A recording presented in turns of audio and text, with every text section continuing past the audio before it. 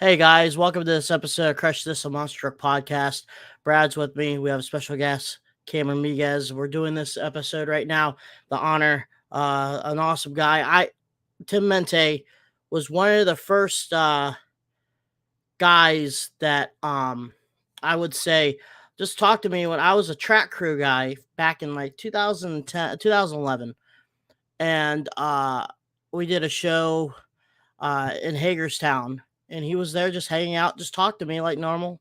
Not, I knew who he was, but he came over and talked to me, and he was always nice enough to let helping hand, and he always throughout when I was in Monster Jam, um, and going through all the independent life, he always came over and we always talked, goof around, joked, and he always helped out. Um, he was I because I was really, I mean, can't say I'm not anything right now, but I felt like I was a nobody or whatever, and he'd treat me like no other different than if I was someone else. And we have Cam that's going to be uh, going ahead and be the MC of this celebration. We have a bunch of guests going on, going to be on, popping in and out, and it's gonna be pretty cool. Once again, thanks you to Joseph Esther and High Octane Coffee, and Jason Rona and J Concepts. Once again, we're gonna start the show off. I'm gonna pop back into the back area. Brad and Cameron will be on, and we will start the process right now. So get ready for this. It's gonna be a good time, and let's go.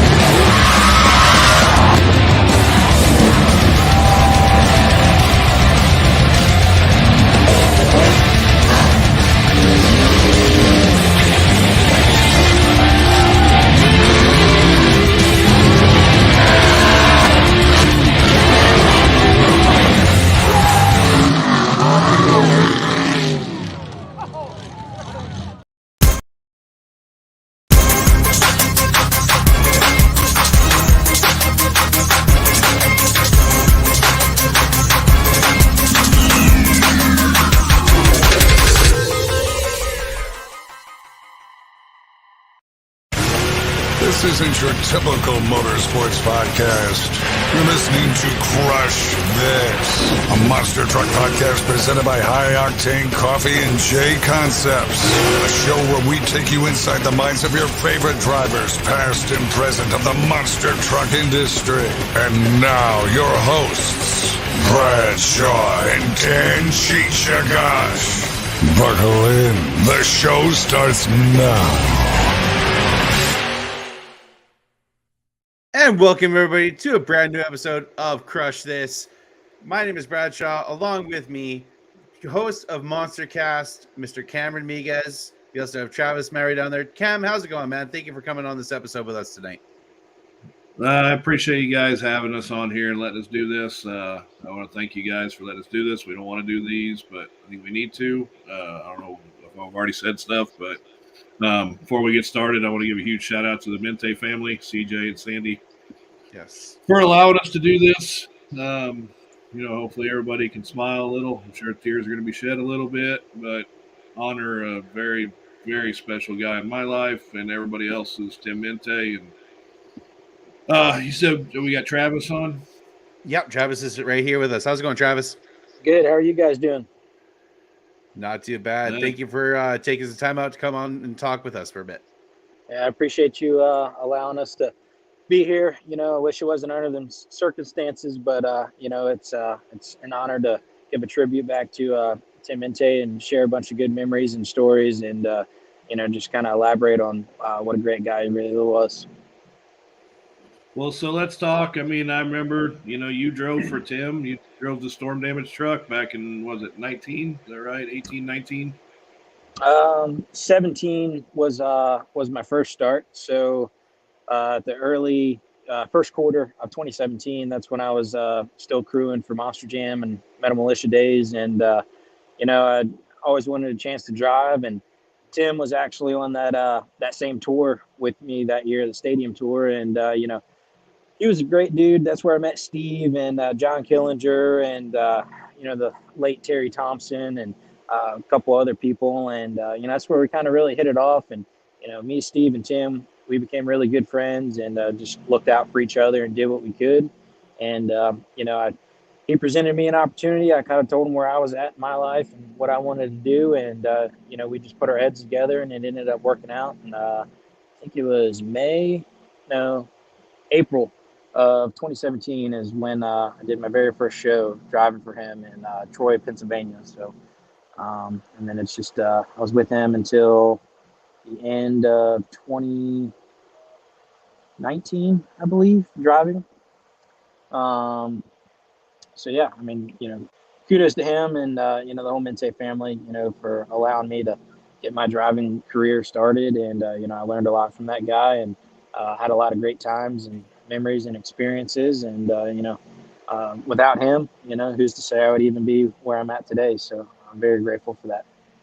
What were some of the, sorry, go Cam. Sorry. I was just going to say, I didn't really want this to be more like an interview. I was just going to ask, just a story you got. I mean, it just pops out in your head at any time, and whenever you think about Tim, just like first thing that pops in your head. Honestly, the first thing that pops in my head is if you saw Tim, you could not see him without his butt crack hanging out. That was just Mente. And, probably one of the first experiences, that really stuck out was we were in Anaheim, California. It's 2017, first quarter. And, that's when we had to start running mufflers on all these trucks. And, he's always wanted to think outside the box and humble and, come up with these crazy ideas and such. And, we went to go put a set of mufflers on his truck and the motor sat a little too far back in the frame rail for the upright. And, one of the tubes on number one wouldn't clear. So, he's like, what are we going to do or whatever. And, just Tim being Tim, he just started hacking away at the chassis, just not a care in the world, making it work. And, by the time I was all said and done, it made, it looked like it was made to fit. And, so that was kind of one of the, first moments or experiences, being around Tim that I'm like, wow, man, this guy's got it going on. And he's not afraid to really try anything or do whatever it takes to make things work. So, there's a plethora of, stories, but we can all pass it around. Do you have a question, Brad? Go ahead, bud. I didn't mean to yeah, just, with you starting out with Tim, what were some of the lessons he taught you about driving the truck and just kind of the life lessons that he was able to teach you in general?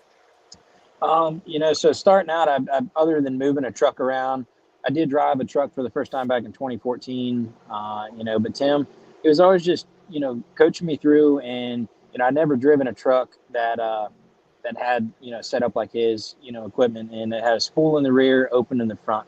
And, he told me, he was like, if you can go out there and drive this truck and, do good with this truck with it open, you'll do good in just about anything else. And, he always, I wouldn't say set me up, but he would put me in certain situations to really push me as a person to do well, or, to try to figure things out and learn from.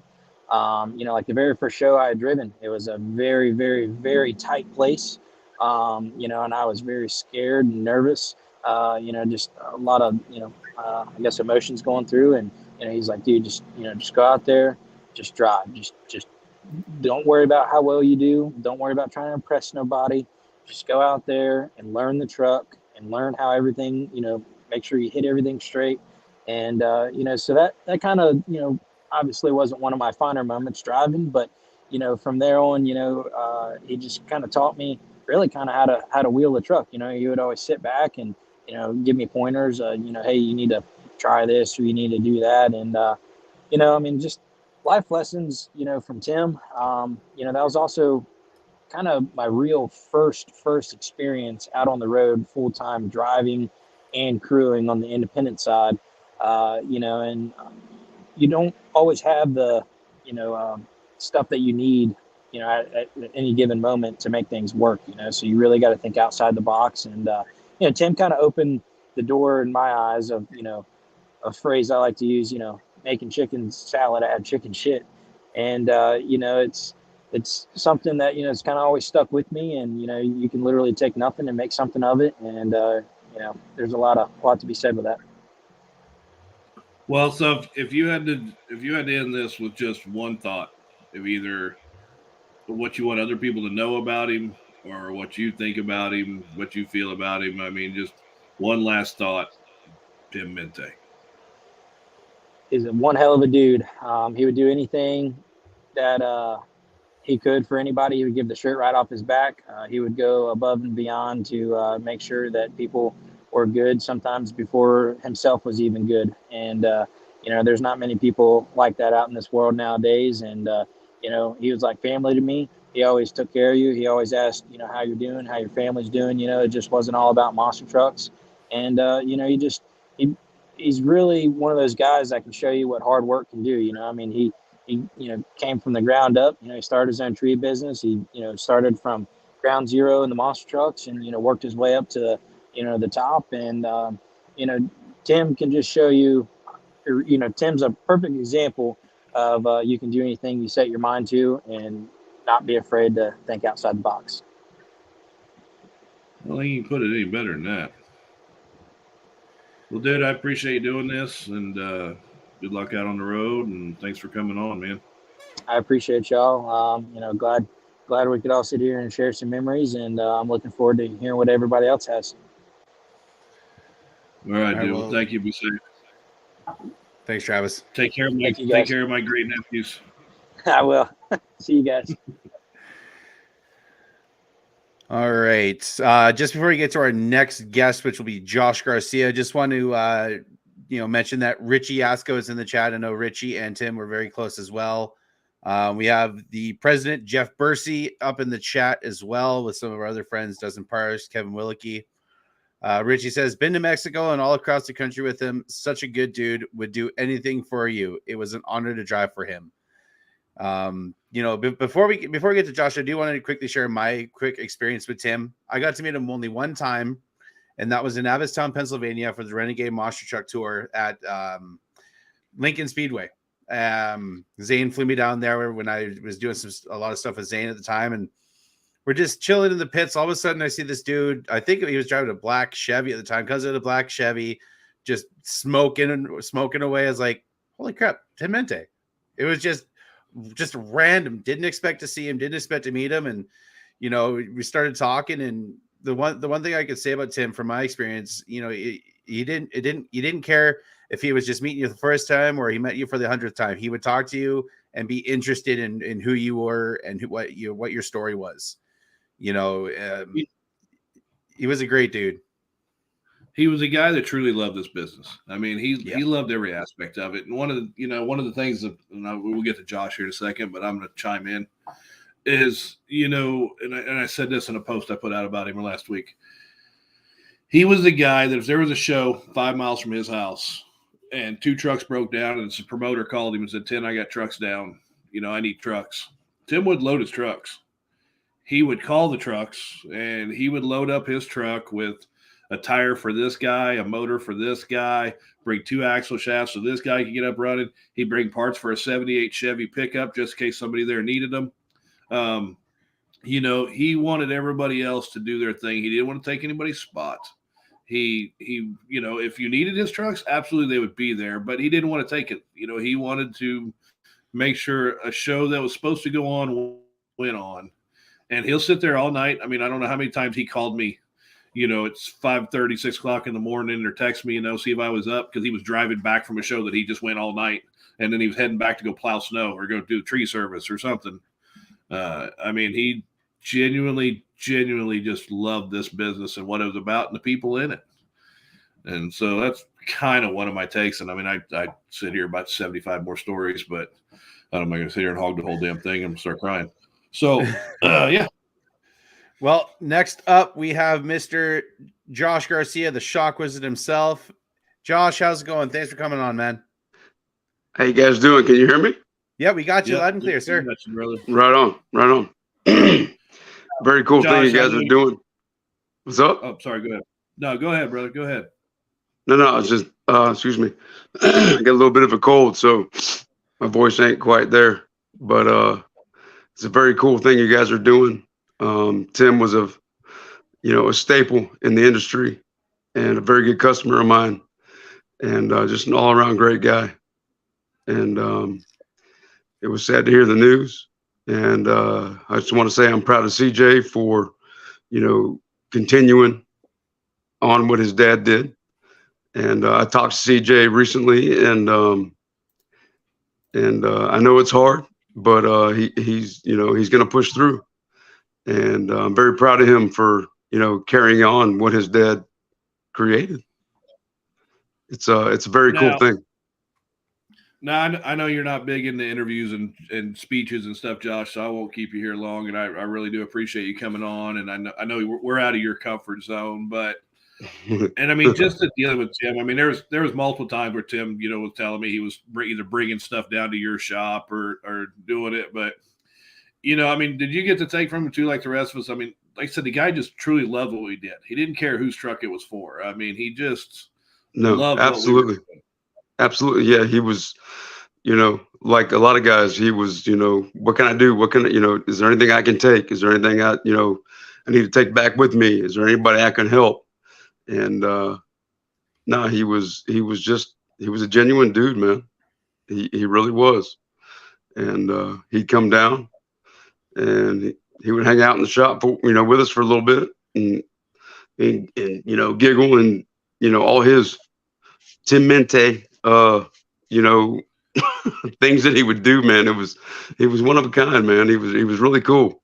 And talking to CJ, I will say that it was cool talking to him because, of course, he sounds just like his dad, and he sounds like his heart's really in it, and it's a very cool thing.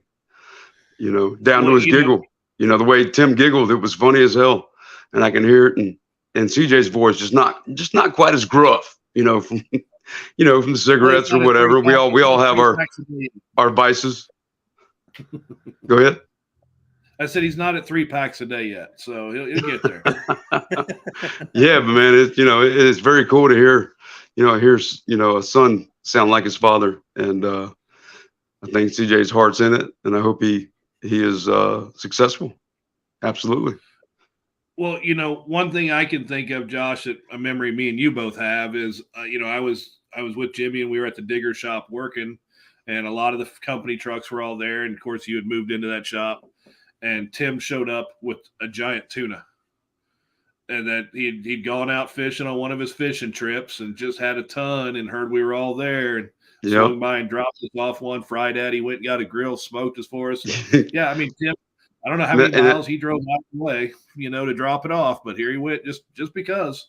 No, I'm glad you said that because Tim loved offshore fishing, and Dave Stansel, I call him Murderface, who worked with Tim and of course worked for Monster Jam, was a good friend of Tim's, and he would go offshore fishing with him, and they would come back by the shop. They would bring a ton of fish, ton of tuna, and cook it.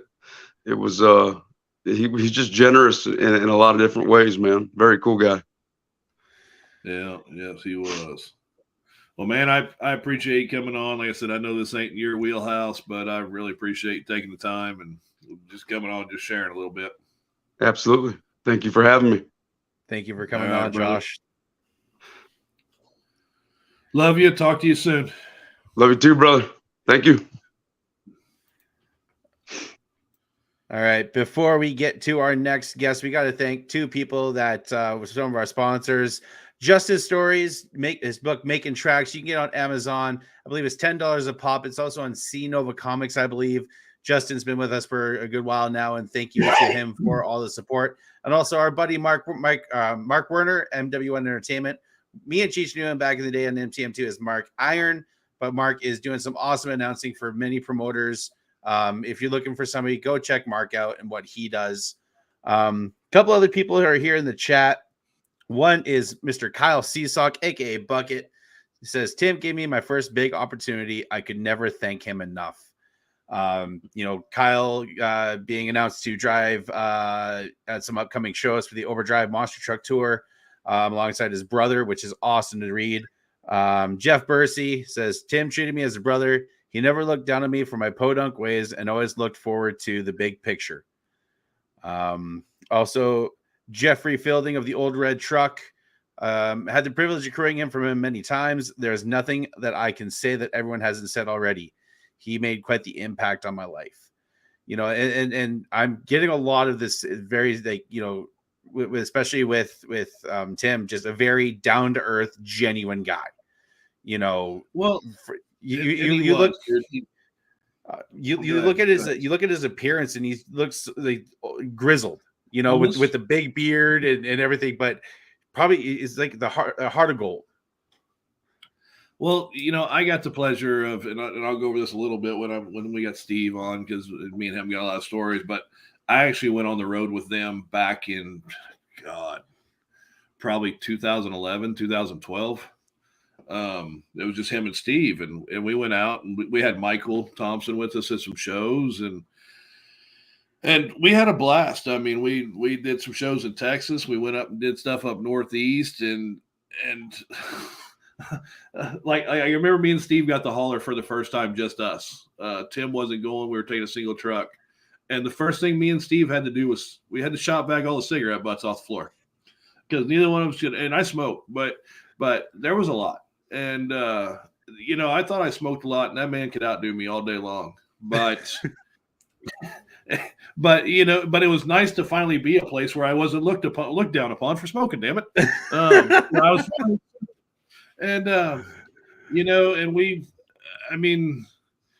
it was just easy, working with him was just easy. You did your thing, took care of the trucks. He didn't care, he didn't care what we did otherwise.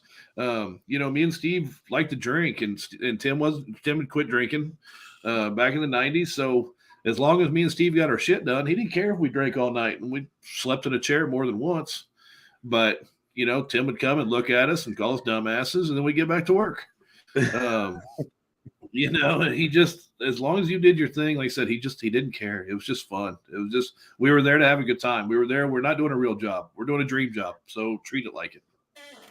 Well, our next guest is up on deck here. It is Mr. Tanner Swinhart. Tanner, how's it going tonight, man? Good. How y'all doing? Not too bad. Thank you for coming on. Yes, sir. Cam, it's been a while since I've seen anybody really. Been out of the game for a little bit.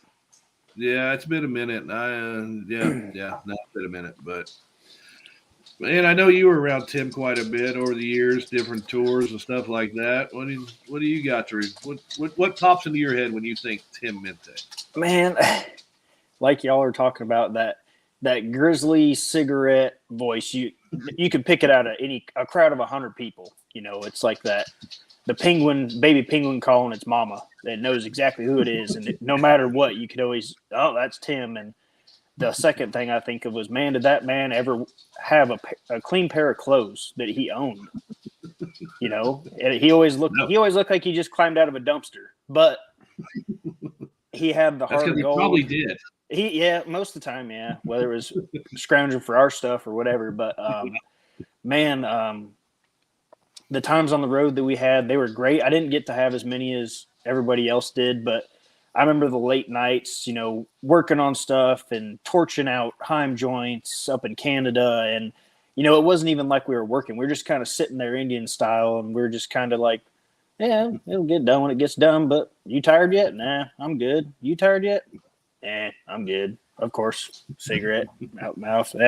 No. So, man, me and Tim talked a lot over the past couple years. Probably once a week we would talk, and he would call me, I'd call him, and it would just be about nothing. Like, oh, hey, you find any Clark forklifts down in Florida? If you know of any, let me know. And then I'd call him for something. Hey, you know anybody that's got 496? Who's got an extra blower laying around? Who's got this? Who's got that? And we just always talked. And then him and CJ came down after the hurricane down here in Florida when it was really bad this last year, and brought all of his equipment, brought all this stuff. And he's like, hey, if I need any help, do you got my back? I said, yeah, man, of course. So they stayed here at the house a couple times, and he brought over a trailer, and we'd fix it right in the yard, and he'd haul ass right back to helping people. I mean, he drove down from Maryland to Florida to come help people he didn't even know, just to do it. I mean, that was Tim, you know.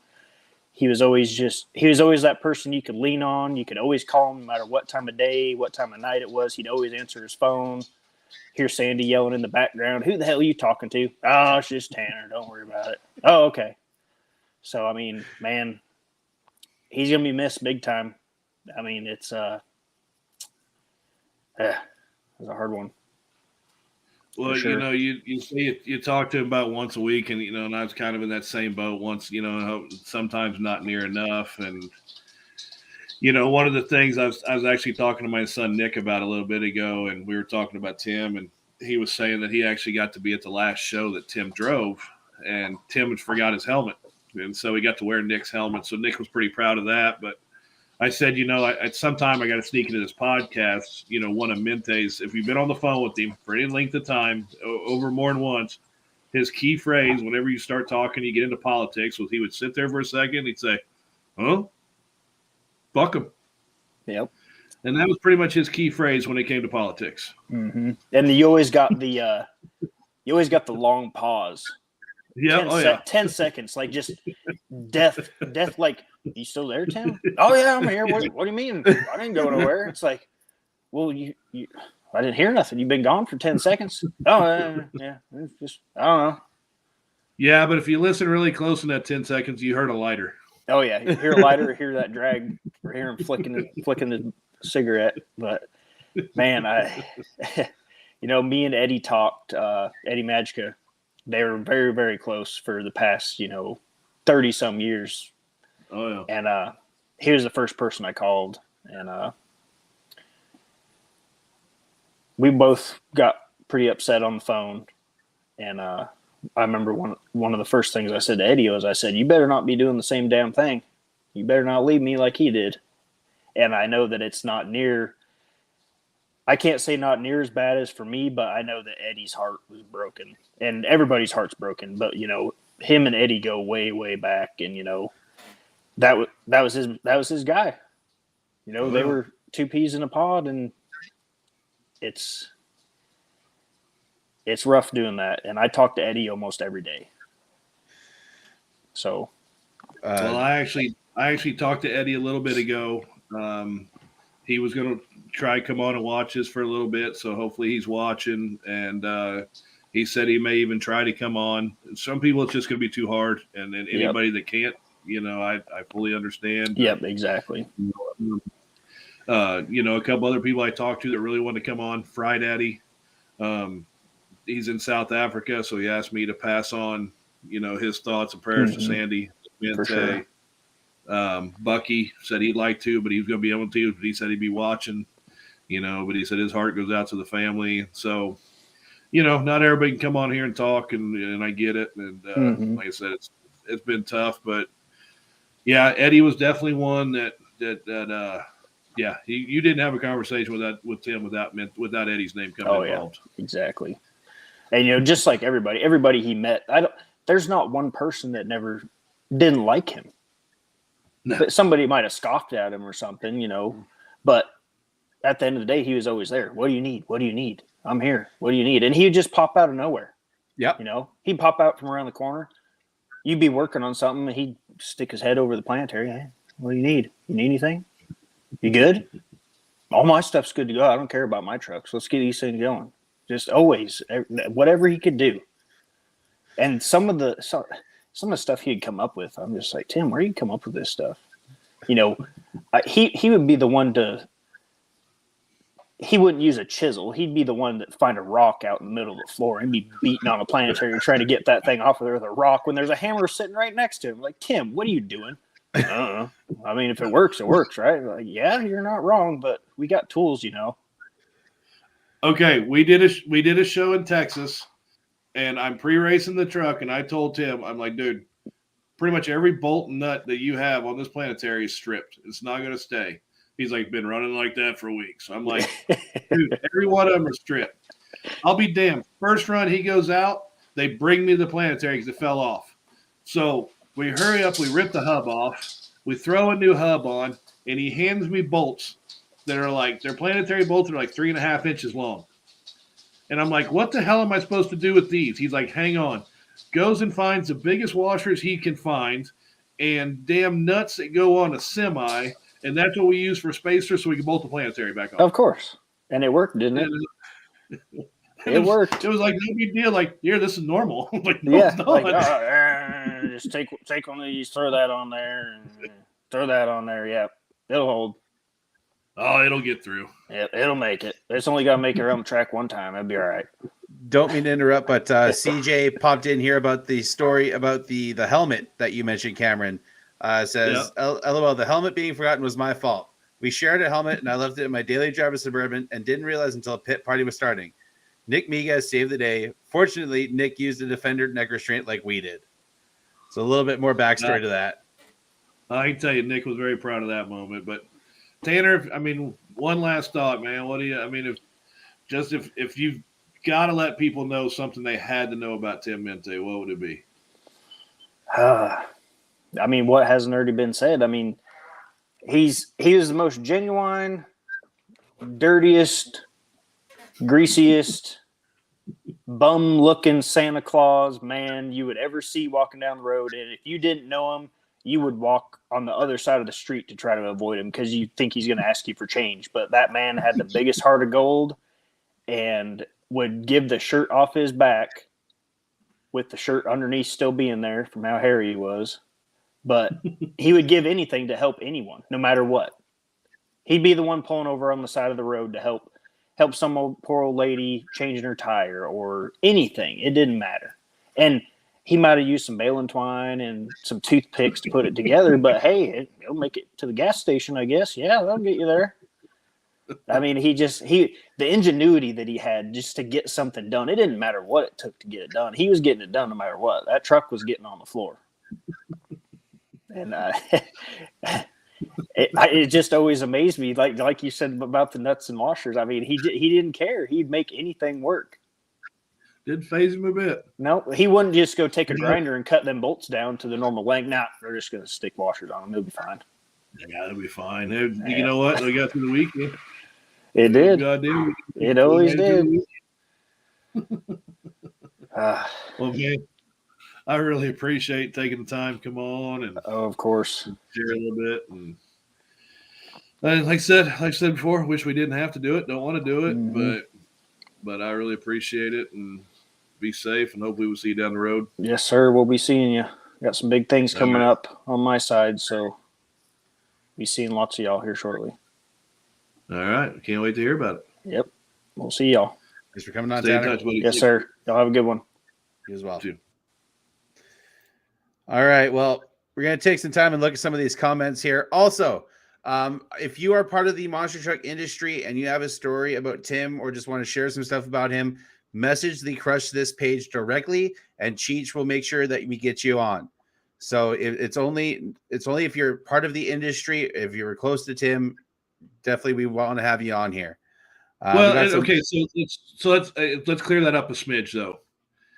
If you were close with Tim in any way, if it's a friend, I mean, even one of his tree service guys.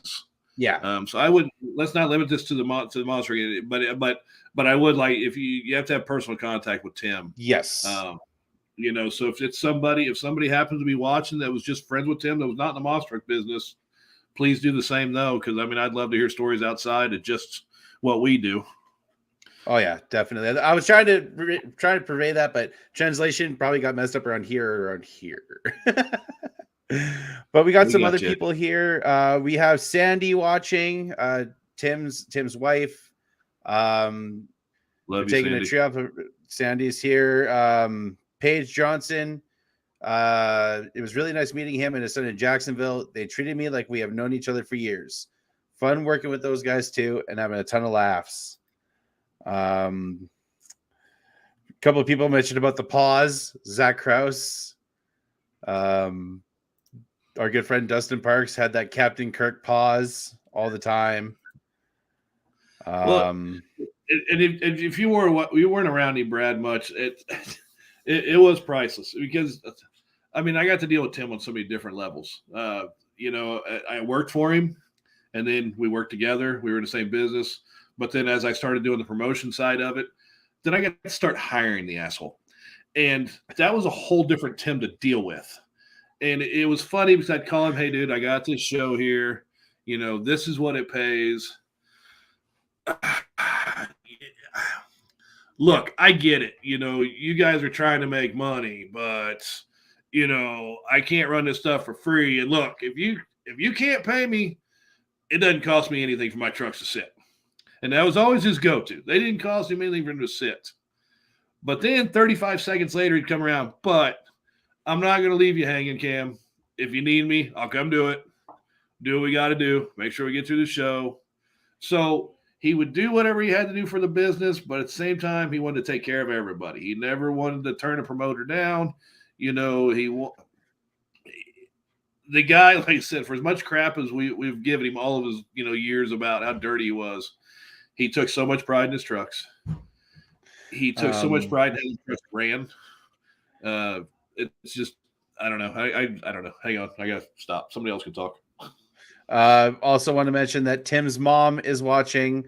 Diana Smith says, that's my Tim. Love you all for this. I'm laughing my ass off, Diane. So thank you for raising an amazing man and somebody that we all, are remembering and somebody that we all loved. But next we have somebody that is from around the same area as Tim, has run a lot of shows with Tim, Mr. Corey Snyder of Toxic. Corey, how's it going, buddy? Oh, I'm doing pretty good. It's been like what everyone said. It's been a long week, and it's been a hard pill to swallow. But we're still making it through, and we're still putting on shows, and yeah, I mean it's incredible how much of an impact he's made, and especially in our little group. And it's still I'm still trying to process everything. Well, so for those who don't know, I mean, you guys were right down the street from Vodder's shop. Mente worked at a Vodder's shop. I mean, your group, their group, Mikey and Steve and all of them. I mean, you guys all kind of came up together. Oh yeah, no, we started. So when Dad first started, we were with Mike, and that's how we got our feet kind of wet. And then we started doing shows for Mike in probably like 2004 or 5. And that was when we got our first truck. And then right about that time was when Mente, I think, was getting out of his mud trucks and starting to hang out with Mike a bunch. And then and then that's how it all started. Like it blossomed from just Mike's 2 to us having a truck. And then Mente got the Taurus chassis, which is how he came into the business. And then Tim B wasn't too far behind.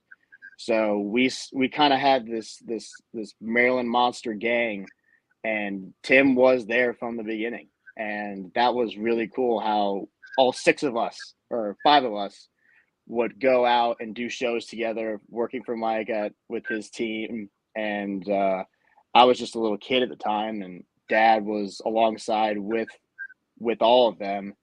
And Mente was definitely the closest in terms of distance to us. We're only about an hour from Mike's, but he was always there. I mean, like, he was a stone's throw from our shop. And to hang out with, to really get to know him and his family, Sandy. And then then me and CJ clicked. Like, we've been friends since it all first started, and we've seen each other grow up into this business.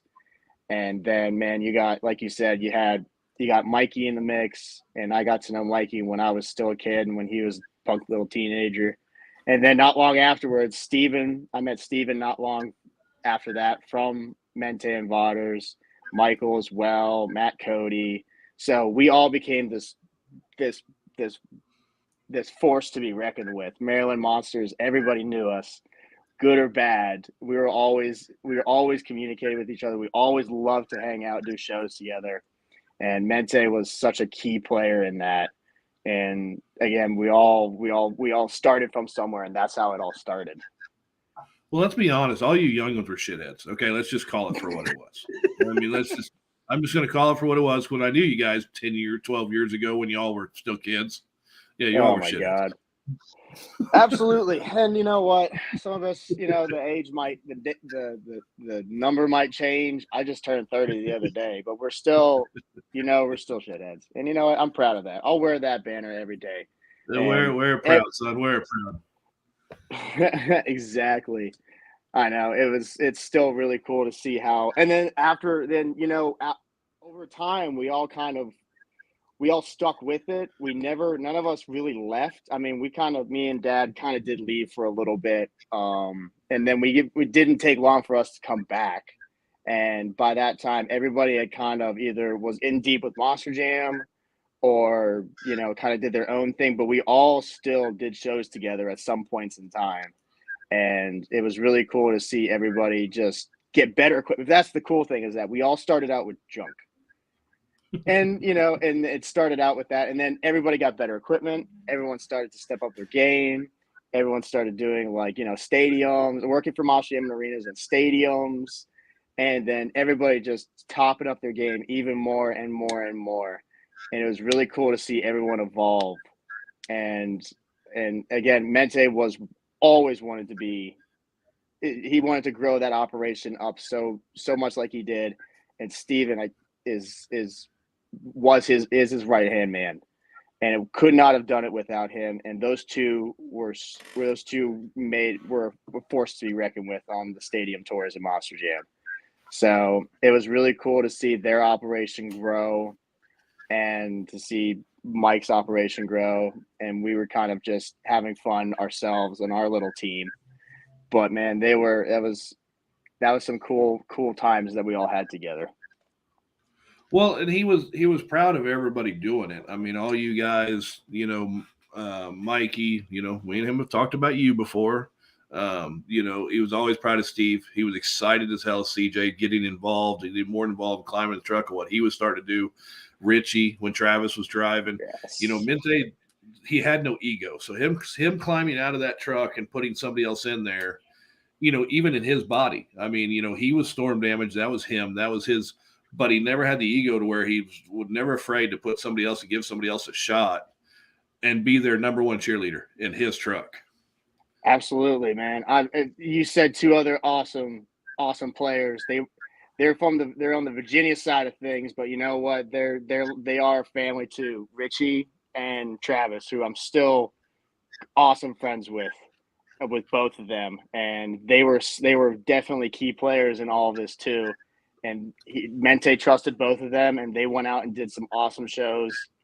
And any driver that's given the keys to go out and represent your name, you really got to trust them for it. And Mente wasn't going to put just any Joe into it or something like that. And he chose some great people over the course of time that we're all still friends together, and we're all still talk. And again, they were all key players involved. All right. Off the top of your head, funniest Tim Mente story you got? Oh, man. I was trying to think of this. And, man, that's a tough one. There's a lot of good ones. But I know more story. I hear of more stories, funnier stories down in like Mexico and whatnot. And I was not there for any of those, but I did know that your brother had mentioned that he had bought 50 cans of raviolis for the whole team down there in Mexico.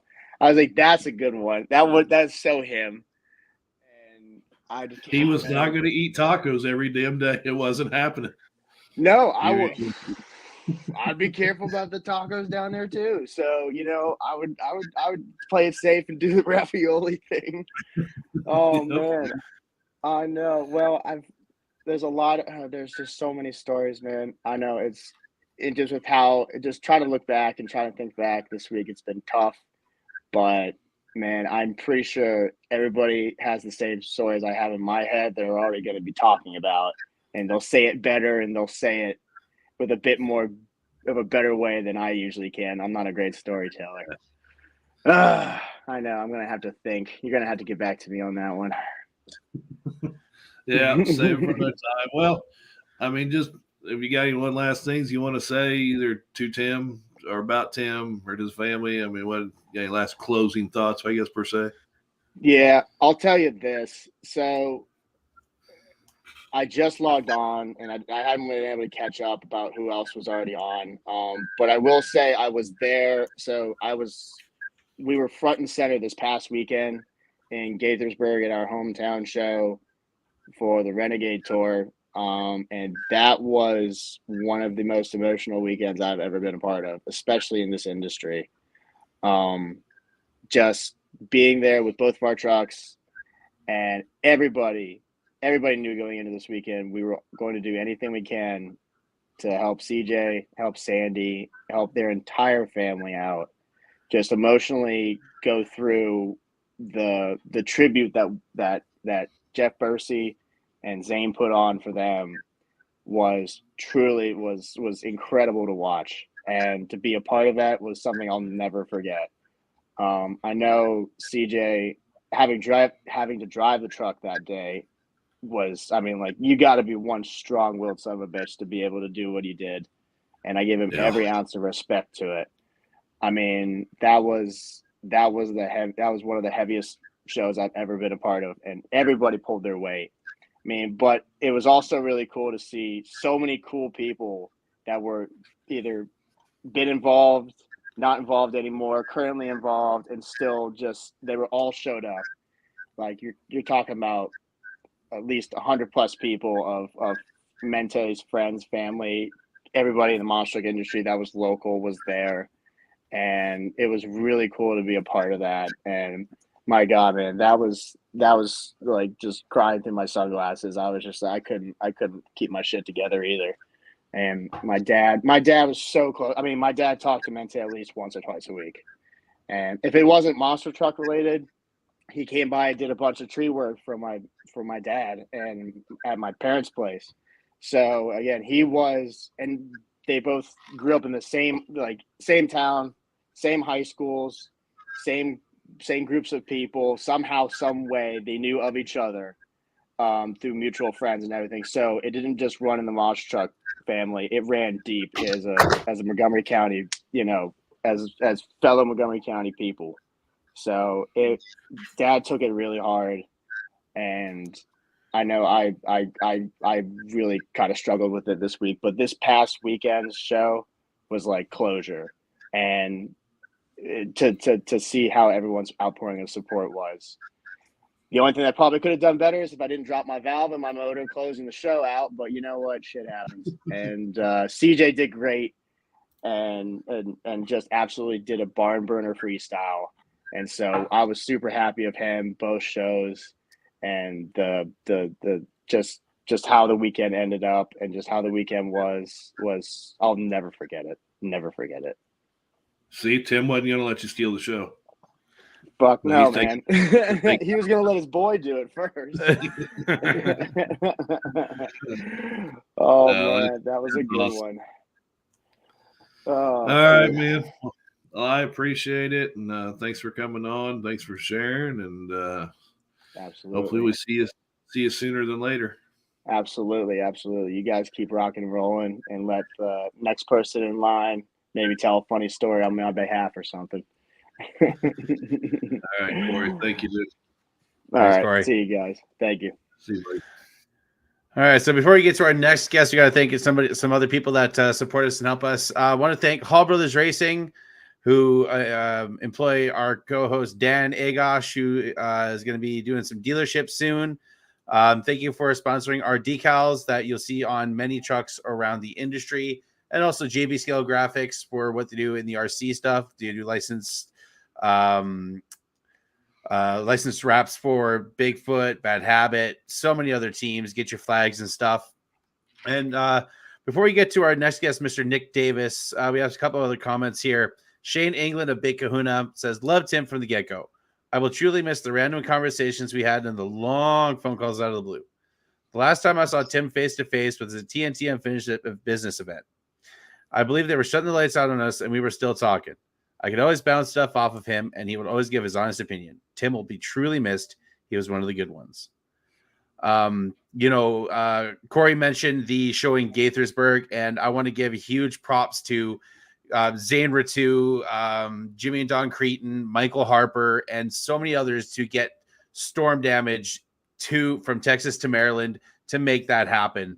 Zane, make sure you include Mike Hawkins in there. Mike Hawkins, so many others. Michael Harper himself, right there, great man, great times. Misses long conversations about life. Thank you, Mike, for being a part of that, getting storm damage back up to Maryland for that show. It's so another interesting part of that real quick though is not only did Harper and them help, Jimmy's team went down, got the rig. We set it up to where Jimmy's team could meet Mike Hawkins' team halfway, but Harper's team actually took the truck out of the trailer at his shop. They worked on it. They got it back together, cleaned it up to get it ready to go to that show too. So there was a lot of people involved to make sure that happened.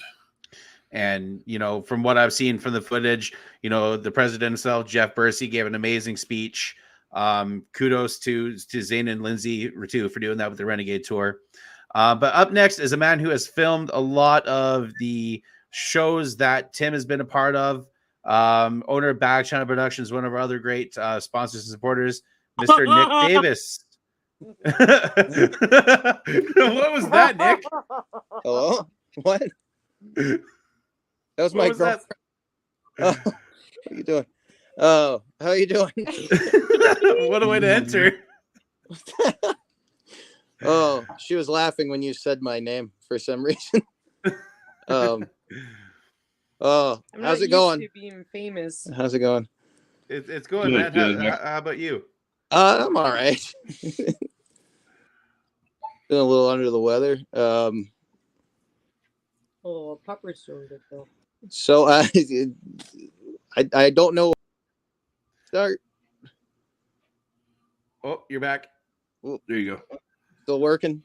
Yeah, you're good. Okay. Yeah, I don't really know where to start. I only have a couple like Tim stories I guess I can tell, but it's funny you had Corey on when I came on because one of them actually we were me and Kevin Ricco were in Kevin's truck headed down to Virginia Beach last year, and he was blaring Metallica, and Tim called him in one of his random check up on people calls, and Tim was in the middle of eating and smoking, and I got to listen to Tim in multi-speaker surround sound with a full subwoofer, belching and chain smoking, and good old boy. But Tim was really important because Tim's one of the few people that could kind of worked well with the nerdy side of this industry and the gearheads, and he always made room for like the super fans, and he always made room for like us camera folk that tend to kind of get in the way. He was very helpful at kind of letting us get what we needed to get. Resourceful. That's a new one. That's one I'll never hear about him. But go ahead. I'm just gonna say, so I mean, in your dealings with him, I mean, yeah, like you said, he kind of, he took care of everybody. But I mean, did you ever have them times where it was time for you to just get the hell out of his way? Luckily, I didn't. I watched it happen, but I was shooting. I was one of the camera guys at Harper's event at Raleigh, and I did watch that happen a couple times when they were getting Mad Dog untrailered and getting the body out. Everybody wanted to see everything that was there, so there were definitely people hanging around that really shouldn't have been there. That were. He was kind to them, but it was definitely clear that they needed to get the hell out of the way. Well, that's where it goes back when we talk about the love of the business. Because I remember after that show, he says that was one of the funnest shows he ever did because of the history that was a part of. Right. And so you were there. I mean, talk about that a little bit. Actually, my other funny Menti stories from there is Terry Woodcock's generator ran out of gas, so we decided to go refill everybody's red jugs for their gas generators to keep trailer lights, tools, everything charged up, because the fairgrounds was nice enough to keep the place lit. So like Trey was out there. I was kind of with Trey, and he was still wrapping and airbrushing and doing his stuff well into the night on I believe it was Thursday or maybe Friday after practice. And I was one of the only people there with a car that wasn't a rig. I had a little Suzuki XL7 SUV. So we put all the jugs inside of my car and took off for the gas station. And we get to the gas station, and Tim lit up a cigarette by the front of the handy there. And I filled all the jugs and put them in the back of my car, and it just stunk of gas fumes. And I'm turning the car, roll down the window, and he comes walking over with his cigarette. And he gets right to the door, and he puts it out, and he goes, "Thought I was gonna forget, didn't you?" That's that's reassuring. That pretty much nails him to a head right there. Ain't really a lot you can say after that. No, Tim was definitely different. It was really cool to get to see him drive Mad Dog at the TSP thing. The only thing that bummed me out is that they had Steven's name on the thing, so they kept announcing him as Steven Thompson, and then he popped out and popped his helmet off. And there are a couple people I think that didn't know what Steven or what Tim or Steven looked like. So please went with it. Yeah. But yeah, he was also one of the people, like with the stuff that I do, I always need a little bit more mechanical knowledge to do commentary and things like that. And he was one of the first people that would actually take the time to explain how a blower motor worked so that I could talk about it a little better later. He would take the time in between shows to kind of let you get acquainted with the equipment if you had questions and things like that. So like I said, he was very much like he had that gearhead side in him, but he also appreciated the people that were getting the names and stuff out there, and he had a real appreciation for his fans. It's fine. I got it. I just went over all of my Well, and you know, a lot of things that people don't know about him. Well, actually, I should say that everybody knows it about him, but how smart he was when it came to trucks and motors. I mean, you know, there wasn't nothing he couldn't fix on a monster truck. That's for damn sure. And I mean, he knew his way in and out of a motor. And I mean, you look at him, you would, I mean, you think he was homeless, but I mean, the guy knew what the hell. I mean, he, like I said, he was far smarter than I would have ever given him credit for walking down the street. I'll tell you that. Yeah, there was it's funny that that bunch of guys out of Maryland, some more than one of them kind of have that vibe to them, but those are the guys. I live about an hour south of Hagerstown, so that was kind of the group of guys that sort of let me in to doing this. And so Tim, it's funny you say that, because I was just thinking where it was another show I was at with Corey at Lake Erie Speedway, and he had just they debuted that storm damage body that's on there now, that sort of custom truck body that Trey hand painted. And they had Mullet driving Hurricane Force that weekend, and of course he broke stuff. So they had to fix it between shows, and it was one of those repair sessions where it was something simple initially, and as they're going through, they just kept finding stuff that was broken that needed to be fixed. And they're all worn out. And I remember Corey had broken the roll pin on his mag, and Tim came down to offer help, and he didn't end up needing it, but he came down in the dark. I mean, they turned their speedway lights off on Toxic, and we were all still sitting down there on the infield, and he still came down in the middle of working on his truck to check on them to see if they needed anything. Well, if you had to leave anybody with one last thought, what would you have? If you didn't ever get to know Tim, you did miss out. But I do think he's one of those that I was happy to see that Tim got a chance to be known by people, and I am happy to see how many people actually did get to know his name, and I'm very happy that they got a little TV time before this time came. You got to know him for who he was.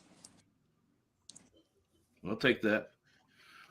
Well, I appreciate it, guys. I appreciate you coming on and sharing. It's awesome. And it's nice to see kind of a different side of it. I appreciate you guys having me on. Oh, Thanks for coming on, Nick.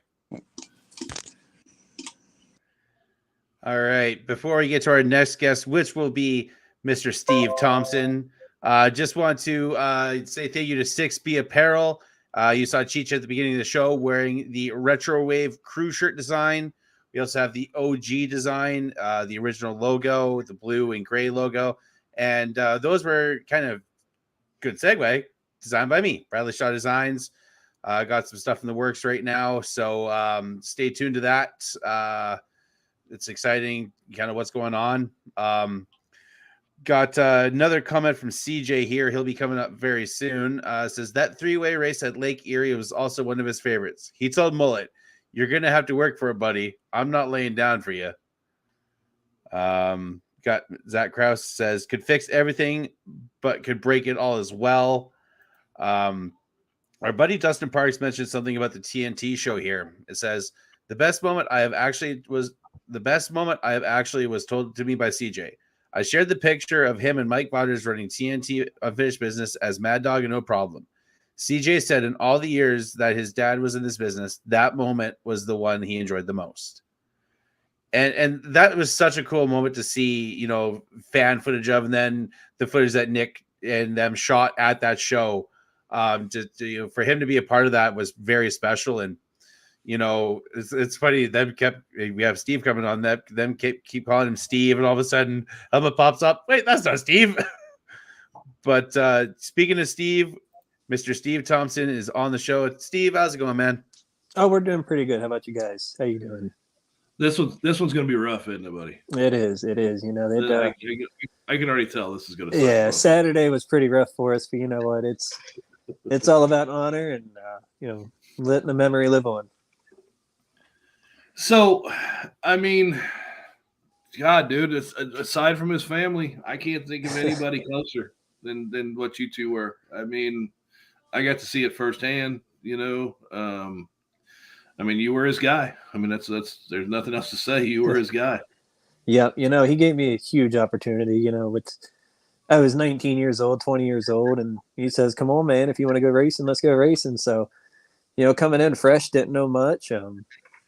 Pretty much I worked my way up with him. He gave me the opportunity to drive a truck that handed my ass to me every time we drove it. But it was fun. It was a great time, and going through the years. And earning his trust and respect, and next thing I know, I'm taking out $1 million of equipment up and down the road, and Tim's nowhere in sight. Just calls in, checks on you, make sure you're good, and go do your job, have fun, and kick some ass. That's how it went.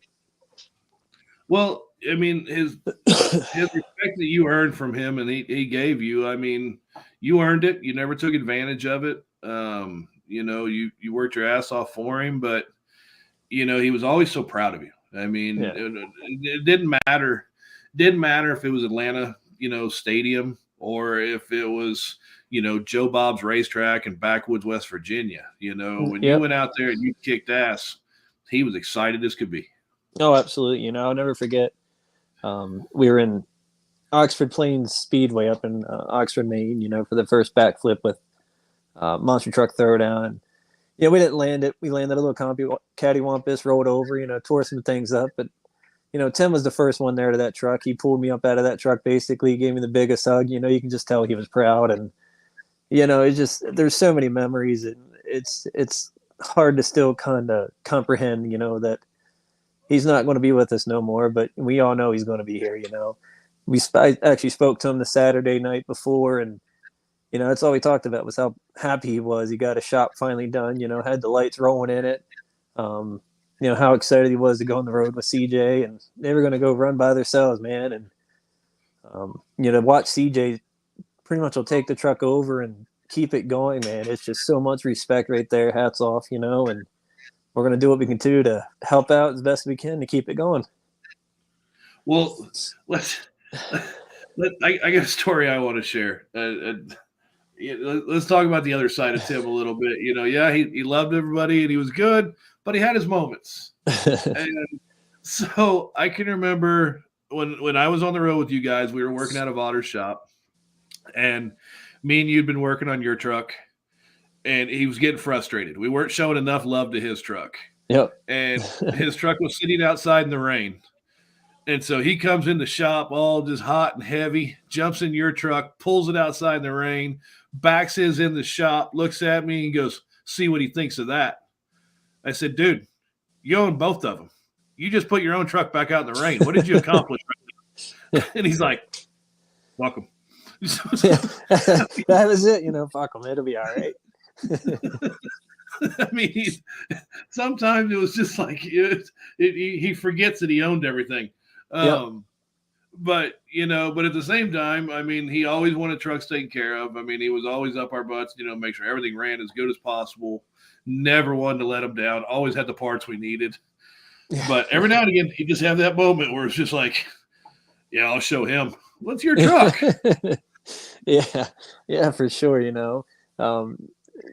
Like I said, man, there's just so many moments that it's hard to bring up right now, but you'll never forget them. It's you look at Ardmore, Oklahoma. There's Cameron and I sitting in sitting in lawn chairs at 2:00 in the morning, talking about life, drinking some drinks, and as long as that truck was fixed the next morning, it did not matter. It can be in a million pieces tonight and go do what you want to do, but tomorrow morning you need to get that truck together, and that's what it was about. Have fun, enjoy what you do, and just have fun with it. That's how Tim was. I'll never forget. We were up in New Hampshire. I was still in the tourist truck. Little cocky young teenager guy, and here's Bigfoot. So I go up and tell Tim. So I get to the finals, I'm taking Bigfoot down, and he kind of looks at me. You gotta get through me first. Just so happened, him and I was in the semifinals there, and it's put it side by side race, and neither one of us was going to lift until I started to wash. He let up because he seen what the disaster was coming, and next thing I know, I'm upside down. The cage is coming down, and truck's totaled. We got to go back home and fix this cage to come right back up to New England. And looks at me, looks at the truck. You all right? Yeah, I'm all right. Told you had to get through me first, But he'd always have that smart ass comment. It's just like it never failed, But good times, that's for sure. Well, God, I don't even know where to go with this. Everybody else, I kind of knew what I wanted, but this one, I said I don't even know where to go. Brad, you got anything, bud? Yeah, well, Tim's wife Sandy just commented, and I'm gonna read it. Hopefully, it doesn't make you cry, Steven, but it's such an amazing thing. It says Sandy Mente here. Tim always said how he loved the racing aspect, and Steven was the freestyle. And being his wife, I can tell you how much he said how proud of Steven he was. And he was like our son. We love Steven so much. And it's seeing, all the love for Tim, it just, like I said, I only got to meet the guy once, but he made me feel like it was just him and me in that moment. There was nobody else, just him and me just shooting the shit, Yep. And one thing I want to ask you guys, and was Tim a prankster at all? Was he always trying to mess with you guys at all during shows, or like just doing some funny jokes to you guys? No, he wasn't that bright. Yeah, there was one time it really stuck with me. We were in Tampico, Mexico, and Jack Cabrera goes out right before I do, and lays down his just incredible freestyle, rolls over, they come out, flip him back over, and he keeps on going, just burns it down. And while we're still on the floor. Yeah, we're still there on the floor, and Tim pokes his head up in the truck. He goes, how are you going to top that one? Well, he's holding the RI, Like, probably not going to be too much because you got control of this thing, The next thing I know, we're cartwheeling across the floor, body shredding everywhere. You get out of the truck, and there's just, there's a cab left on it all. Just truck's messed up, destroyed. I look over at him. That's how we're going to do it. Yeah, we're in a parking lot. It's life couldn't got any better at this point. But he was just, it was one of those things, he'd call you out on this thing and you go do it and top it off. And man, just he'd have so much respect for it and just laugh it off, even though he's got to pay for this destroyed truck, but that's how it went, and he never, he lets you run hard as you want to, but don't run stupid, don't go out there and destroy the truck on purpose. But, it was one of those guys, man. He never got mad at you for those old shit moments, kind of pushed you on a little bit too. Well, and something else a lot of people aren't going to know about that Tampico show. So I'll backstory this one, how my brother and Tim Mente decided to hose me and Steve on weeks off. So me and Steve had actually been on the road for 4 or 5 weeks. Yeah. And finally we were done for a couple weeks. So I flew home, and the day I fly home, my brother calls me and says, "Hey, Steve's flying into Oklahoma City. I'm picking you guys up. We're going to Mexico." And I'm like, "Wait, hang on." So him and my brother got together, and they needed 2 trucks in Mexico for 2 different shows. Well, they couldn't do them both. So my brother volunteered to have Steve come drive Iron Outlaw and me crew. And then my brother leaves Mexico, and me and Steve have to find a ride from Monterrey, Mexico to Tampico, Mexico, because Mente's home getting married. Yeah. Yep. And Tim Mente's home getting married. Looks at Sandy, says, "Love you long time." I'm out the door and heads to Mexico. Yeah. That was the honeymoon. Yeah. And me and Steve got to go sit in Mexico for 4 days. We were men without a country. Yeah. Oh, to be the pawn, Yeah, but I mean, the guy went to his own wedding and then went to a monster truck show in another country. I mean, you can't pick dedication more than that. Yeah, I was about to say that's dedication right there. That's the definition, And the key is she stayed married to him afterwards. I don't know how. Mine would not. So if my wife is watching, there is hope for somebody that's obsessed with monster trucks to still be in a happy relationship years later. Yep. No, he at least owned them. You have no chance.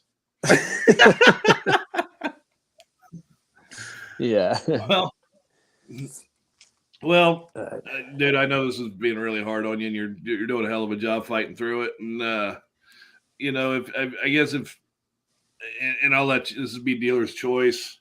Do you have another moment, or just something you would just want to leave everybody with on Tim? I could probably sit here for hours and talk, but I can't say it enough. You're not going to hear it more than 4 or 5 times on this podcast. Everyone said it, and Tim was one of the most genuine people out there. It didn't matter. For instance, as we'd be under our trucks working and trying to get them back together, and I look around and ask Tim a question, and he's not there, but he's down there under Calder's truck helping him out. Little things would just kind of, I don't want to say aggravate you, but it's like, man, we can use the help here. But that's how Tim was. He made sure everyone else was good to go before you're good to go. But it's without him, though, I wouldn't be in the position I am in my career, and man, I owe it all to him. And just the opportunities he given me to go push the truck, to go make world finals. He, if that's what you want to do, man, go do it. He wouldn't hold you back and give you the advice or the tips, whatever he thought would help you the best. He was always there for you, and man, it's just incredible in person. Just everything he's done for me and my family over the years. I can't say thank you enough to Sandy and CJ and all of them. But it's definitely a fun time. If I could go back and do it again the same way, I absolutely would. There's no changes whatsoever, but man, it's just I can't say thank you enough. Yeah, I don't think nothing else needs to be said, dude. I appreciate it. It's definitely a void that won't be filled anytime soon, if ever. But just as much as I do, man. The memories he gave us is just incredible at their own. Well, I know that World Finals, he wouldn't leave me alone about what was I doing to Jimmy's truck that he should do to your truck. What do you do? Hey, Cam, hey, I want you to watch Steve's truck land. See what you think. All right. Yeah. I remember the one year we were out in Vegas, and Wednesday was always run day. You'd run in that truck from 11 o'clock until 5 p.m. that night. Every opportunity you were running, and unfortunately, the motion or the rotation of the motors we had was a dry block, and that's all we had. But he went out and bought like 75 pounds of ice, and we get between the rounds and this ice just all over this truck. There's a pond under the truck, but he was going to do what it took to get this thing back together and make make sure we run every pass. But, just as much as I do, whatever it took. And even if we don't have the right parts, we're going to get this thing back together for tomorrow or the next show or whatever it may be, Well, like I said, he took so much pride in those trucks.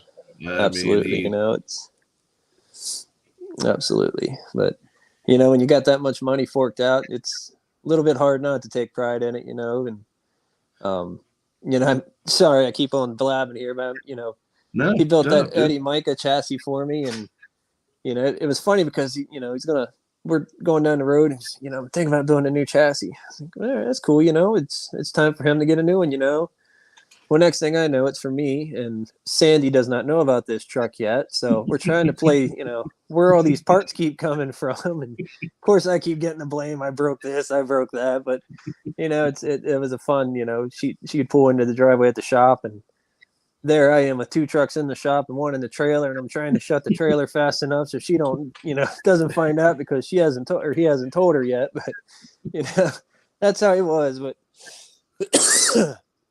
like I said, man, I wouldn't change it for the world. That's for sure.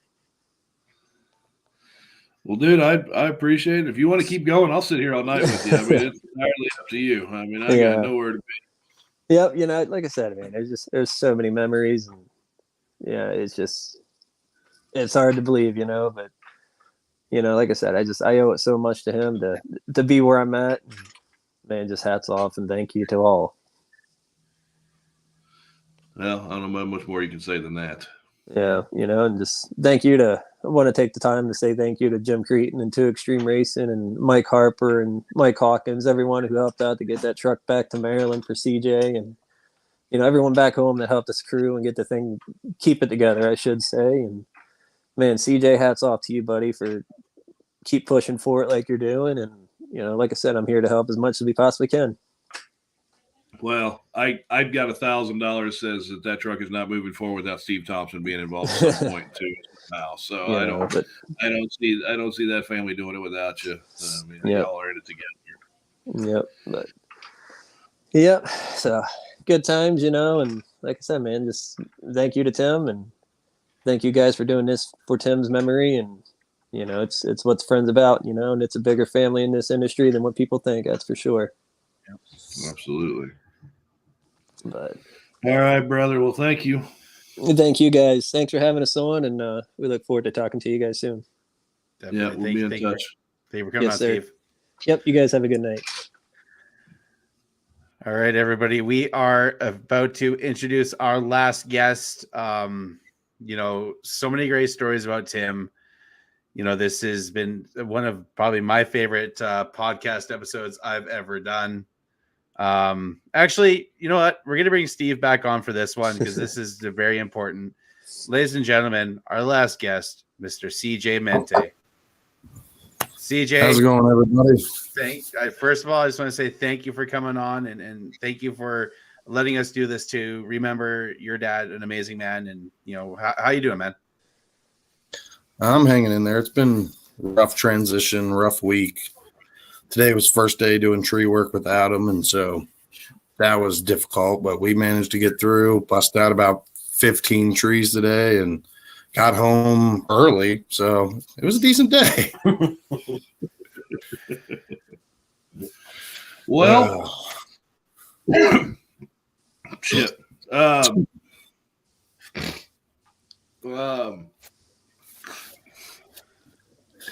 I don't even know where I can begin. God, I've spent almost 30 years with the man, practically day in, day out. I spent more time with him than my mom because I worked with him on both sides of it and lived on the road with him. And Steven. I mean, Steven was legitimately the closest thing I had to a brother growing up. I had all older sisters, so of course I was trying to get out of the house, get away from all the estrogen. I was like, yeah, I'm going to play mud trucks or monster trucks or tree work. But also, I want to say, go ahead. I was just going to say, what was it like on the road with Dad? I mean, getting to hang out and grow up in this stuff and watch watch for what he came from to where it is now. It was crazy. Like even when he started in demo derbies, he still did some crazy stuff. There was stuff that happened. He was in a figure 8 race one night, and that's where his adrenaline rush. He got rear-ended, and the car got pinned between two cars like this for about 3 minutes before they finally could get the cars unstuck. And from then on out, it was just constant. All right, I want to go faster. I want to do something more fun. I mean, before he even got into that, I was just telling this story the other day. I was about 6 years old, and we're in this chip truck he had. It was like a 80s F750, and we had extended the chip box to legitimately full height that you could get at 13.6, super top heavy. And he goes, "Hey, it's empty. You want to see something cool?" I'm like, "All right, put your seatbelt on." And he just yanked the wheel, rode this chip truck on 2 wheels like this for about 1/8 of a mile, and then just goes, he looks over at me and goes, "What was that?" I'm like, "I don't know. What are you doing?" And God, there's just so many crazy things. I mean, our deal right now with everything, we had a 2-year plan. Me and him go out, have fun, fix the mess in the middle of the week. And he was like, "Well, you're going to fix it. I'm going to sit back and sip on a NOS or a Red Bull and smoke a couple cigarettes and say, well, maybe you should do this, or here's what I would do." And that's kind of what I want to do and push forward with him. But there's so many memories from being on the road over the years. I mean, him and I just trucked out and did 3 weeks, almost a month in Texas. We went and my truck was on standby for Brian Manson and Beaumont and Lafayette. And the whole ride out there, we're just laughing, joking around, this and that. And then he yells in the back. He's like, "Hey, I'm on the phone with Cameron. Do you want to do a show in Waco, Texas?" And I thought about it. At first, I was like, I kind of want to go home. And I thought about it. I'm like, well, we're already out here. I haven't seen any of the Cretans or Rob or any of them involved in the 2 Extreme team in a while. It's like, let's do it. I'll stay out here for a week. If Harper needs any help in the shop, I'll help them guys. And I ended up going and doing a bunch of travel through Dallas, and he was super excited because I went to a square body friend's house, bought parts, met up with somebody I played video games with for a few years, and he was just like ecstatic that I did something besides sit there in the shop.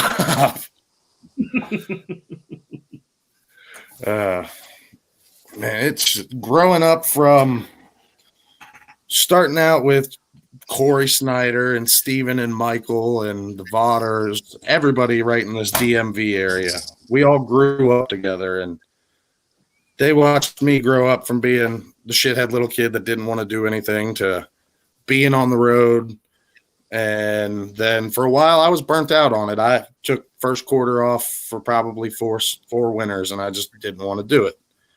And finally, when Garden Brothers bought our silver chassis, when that all happened, we were on our way back from Dayton, Ohio, delivering the chassis. And he's on the phone with Eddie.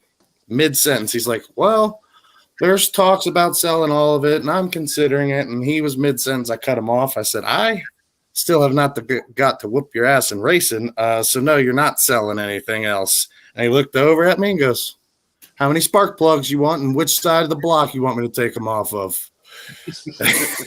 Unfortunately, we never got to do that race. It's definitely a big regret, but he'll still be there. It's going to be a transition, though.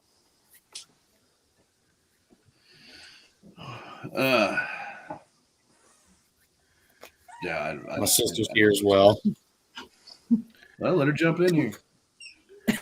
She's camera shy tonight. She just got home from a basketball game, but I wanted her to say hi. My brother-in-law Kevin behind me, he's worked on the tree aspect of it, monster truck aspect too.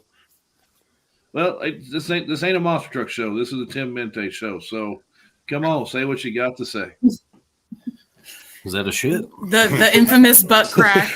We all just keep talking about things that he did growing up. Like he always made jokes that he was the thermostat police. So we were never allowed to touch the thermostat.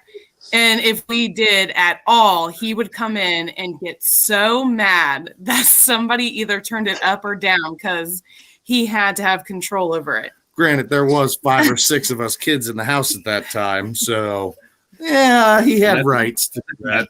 Trust me, it's a dad thing. I know, but it either hot or I'd turn usually it too down, hot. she'd turn it up. My mom would turn it down. My other sister would turn it up. It was just up, down, up, down. Should have had one control over all. His horrible dad jokes. He taught all of the grandkids pull my finger. All of them. They were young and just pull my finger, and we would be like, geez, stop doing that. And even as adults, we'd be like, ew, go away from me. Pull my finger. He only got me that on me like 3 times. And then he would say, have you ever seen a baby elephant trunk? And he would like put his finger through his zipper hole. And I'm like, why? Yeah. I'm like, why are you doing that?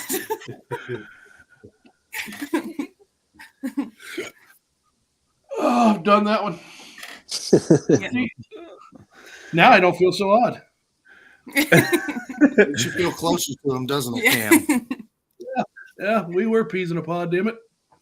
Oh yeah, I remember that summer you worked for us. I remember we were coming back from Parkersburg, West Virginia, and me and him drove Vaughter's jet down in the bed and a bunch of spare parts and stuff, and we were on our way back, and he hopped in the rig, and you looked at me like, hey, I've been in the rig with no AC for a couple weeks. Can we change spots? I'm not really asking. I'm kind of telling, but I'm trying to be polite about it. I was like, all right, Cameron. All right, I'll let you soak up the AC in the Duramax. Well, goddamn, we had an international with no AC, no radio. Me and Steve had a makeshift boom box that we wired up in the floorboard so we could listen to a damn song. Other than just 70-mile-an-hour winds, hole in the exhaust, and no screens on the windows. Come on. Steven, do you remember the night we were going to Pat and Tana's Cordick's house and we ran out of fuel? We're sitting there listening to a Bose speaker, and he's like, we blow out a tire, and we're sitting there taking bets. Which side? It ended up being mine. I won. And as soon as he gets to the high side, and that international goes put, and he just shuts it off, drifts over. And I turned the music down on my little makeshift Bose speaker. I was like, what's the matter? He's like, ran out of fuel. I was like, what the hell was the second bump? I don't know. Let's go back and look. We go to put the triangles out, and Steven killed a Canadian turtle, or a turtle in Canada. Bad timing. Yeah, about an hour or so before that, we're dead tired of the world. Michael's in the back sleeping, and Steven sees this old abandoned hotel. He's like, all right, I'm a jockey back in here, and he gets almost to this curb, and it looked like just a little gradual sloped curb. And then all of a sudden, the whole rig just goes boom. And we looked at each other, and then Michael goes, what the hell's falling off of this thing? You woke me up. What's going on? Are we alive? Yeah. Just him finding anything as tall as him and sturdy to scratch his back on. Anything. Everything. Just anything and and scratch his everything. back. I'm like, can you? He'd walk in the house and he would find Any the post, corner. And my yes. mom would come Corner down of a wall, pose, anything. She'd come down the stairs like, are you scratching your back on the corner of the wall? Stop. I got to repaint. I'll never forget us crossing into Canada, and the guy asked if we had any tobacco or alcohol products. He goes, just consumables. And they're like, how many? 5 cartons. It's like, holy shit, Tim, we're only going to be there. And they were all gone. Damn, that was just a wee. I mean, I'm sitting over there with my 4 packs going, I should be able to get through. Yeah. We're smugglers. Yeah. Yeah. He'd have one ready to light before his last one was going out. So the last trip I did into Mexico, my first time or second time even driving storm damaging competition, I ended up, a big storm came through back home and he ended up flying home, and me and Steven were down there and I ended up having to race. Steven ended up freestyling, but we were sitting there talking about something, and he goes, "Dude, you'll be all right. I've seen a lot worse happen. It's just racing. You don't got to worry about it. Don't stress it. You'll be okay." I'm like, "Thanks. That's really a big boast of confidence." Yeah. And mind you, to get into that building, they legitimately cut a hole in the side of the stands below the water level.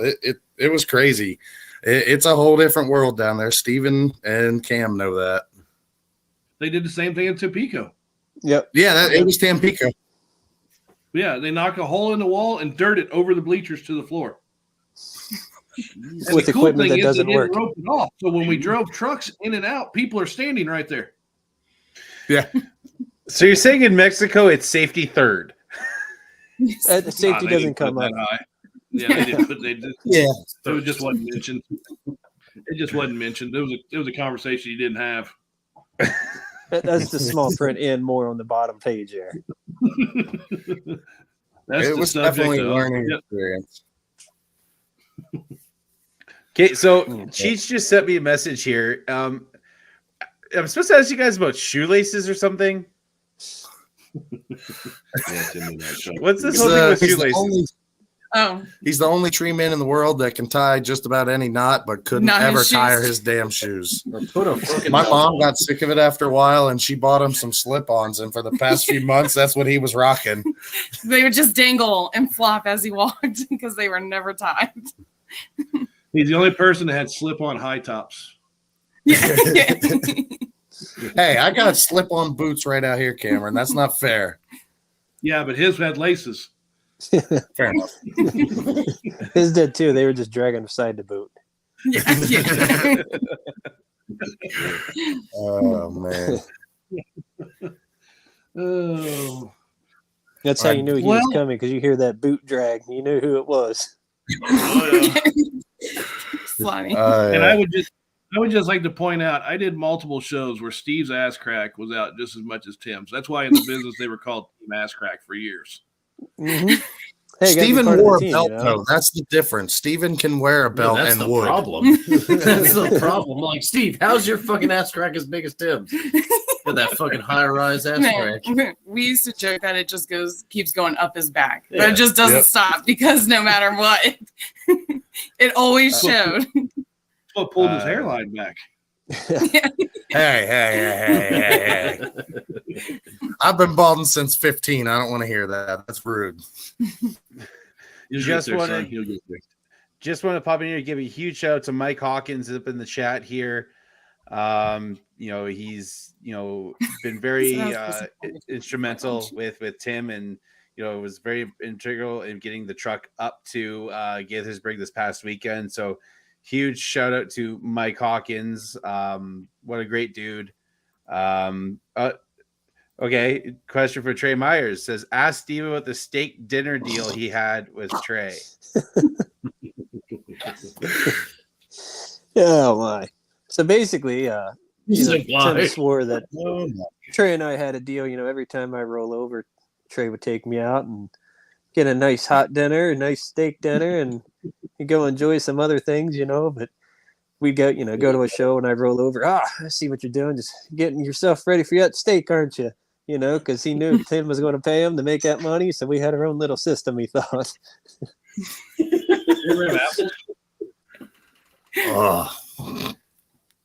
Steve, did you ever have apples with steak? No, we tried to keep that separate. Nope, they just smelled like fish. All right. Well, all right. So I gotta make this serious for a second. CJ, talk about the weekend. If you can. If not, then we'll walk away from it. But if you can, like I said, if you can't, just tell me and we'll change the subject. Nah, we'll be good. First off, I want to thank Jimmy and Don Cretan, Joe Yatsko, Mike Hawkins, Rylan Hawkins, everybody that made it happen to get my truck for Mike and Michael Harper with Monster Wars. All of them guys, they pulled my truck out of the trailer. The day that Zane got a hold of me, he's like, look, we want to do this for your dad. If you don't want to, we understand, but we'd really like to, being at your hometown show. and we're all going to gang together. They're going to pull your truck out at Mike's, steam pressure wash it, get it ready, let us know what it needs, and we're going to get it from Harper's to Maryland for you. And Dan Dahlgren, that works for Jim and Dawn, he ended up hopping in one of their spare rigs, grabbed it, and then Joe and Rylan met him in Tennessee. And when Joe and Rylan texted me about 10:30 the night that they picked it up, when they were leaving the truck stop they met Dan at 9 o'clock the next morning, Joe texted me. He said, "Hey, I'm at home. I'm in Virginia. It's going to go to Mike's house, and it's going to be in the shop, and we'll bring it up to you Friday morning." And I went down there I was trying to get somebody to help me just drop off one of our 1-ton pickups with a dump bed on it and just leave the tires in the bed. And I was like, nobody's around. All good. I'll just push the tires off. And I called Zane, pull up, and the gate's locked. And he's like, "Oh, no, it's dummy locked." I'm like, "Oh, thank goodness." So I took a minute and just kind of walked around the fairgrounds, but the infield, and took it all in, just thought about all the good times. I literally grew up in them grandstands from the time I was 2 years old. And there's one thing, he's laughing at me because a couple weeks ago, I was like, "Hey, we're not pulling off the miracle for Gaithersburg this year, because we did it last year when we got the call during pit party that a truck was missing and they needed to add a truck. Somebody couldn't make it. He was at the casino. I'm blowing him up on his phone. My mom is trying to get a hold of him. He goes, "Well, all right, my phone keeps going off. I better answer this." So he leaves the casino, goes to Hawkins' place and grabs Hurricane Force, which was about to go to Michigan for 3 weeks for Elliot Miller. And we run back, and the truck was pulling in on our gooseneck during the start of intros between Steven, Richie, Shane Grunseth, and everybody else was there. They had the truck on tires before intros was over, and we pulled off the miracle. And I told him, I'm like, "We're not doing it this year. It's my niece Claire's birthday party that day on that Saturday." So we were planning the night before to go down and see Josh Garcia, drop off my 4 spare shocks, go through them, stay the night at my sister's house, and then stay for her birthday party the next morning, and truck it up to make the last show in Gaithersburg. And I know after everything pulled together, I thought about it, and I was like, he's laughing at me going, "Look at you, idiot. You said you weren't going to pull the miracle off this year, and look what everybody else did. They pulled the miracle off."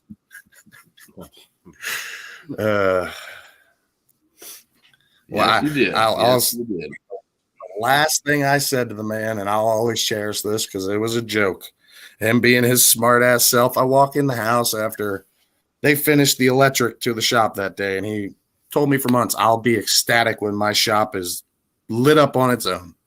And he gets off the skid loader, backfilling the trench, and I was like, "Hey, the shop door and the lights are still on?" And he just kind of looks up and smirks and goes, "Yeah, I left them on because I can now, and I don't have to hear the damn generator anymore." And I just shook my head and laughed. Like, I went downstairs and just laughed about it. And yeah. Yeah. The show, it was definitely emotional. I held it together as much as I could up until Steven pulled that truck out, and it was hard. And I looked around, and everybody was not holding it together either. So that made me feel a little better. Right. And yeah, I can't thank everybody enough that came together and did exactly what he has done. I've done with him a million times, and that's help out anyway and make something possible. Because if the tables were turned, everybody here knows he would have done the same thing and pulled off a miracle to take a truck from Maryland to Oklahoma, or you know what I mean. Well, yeah. No, we wouldn't have thought twice about it. And it's like I in that talk, I was talking with Mike Hawkins the other day, and he asked me, he goes, "I'm not trying to pry, but what's your plan with the truck?" I said, "Here's my plan. I'm going to run 1 or 2 shows, and I'm just going to run the absolute dog crap out of this truck. And he's like, man, that takes money. I was like, hold on, hear me out, Mike. I said, I'm going to run 1 or 2 shows. I'm going to beat on it, have some fun, and then I'm going to do what he would tell me and what I know he's told Steven a million times. All right, you've had your fun. Next weekend, let's go make some money. And then the front fell off. All right, if we're going to get into broken truck stories, Steve, let's start with the night Rich Hilgendorf drove storm damage, and that was a good one. That was the picture that was on Monster Blog with your brakes all lit up, wasn't it, that weekend? It was. You know, I knew it was going to be a bad one when the 4 links hanging there and the cage has damage and shocks are hanging. And, you know, I pretty much I'll pick my phone up and dial Tim and hand it right to Rich, and I walked away for that one. So, like, you're calling. You messed it up more. I woke him up that night. I hear his phone ringing, and I'm just sitting there on my phone listening to music, and I heard his overly loud ringer over my music playing. I'm like, it's ringing a long time. Let me go wake him up. And then all of a sudden, a couple minutes goes by, and I turn the music off, and I hear him go. And what Rich had said to him was, oh, well, Steve's going to get some fires out and fix up his body. And then I just hear, hold on. Y'all rolled both trucks? One wasn't good enough for you guys? What the hell?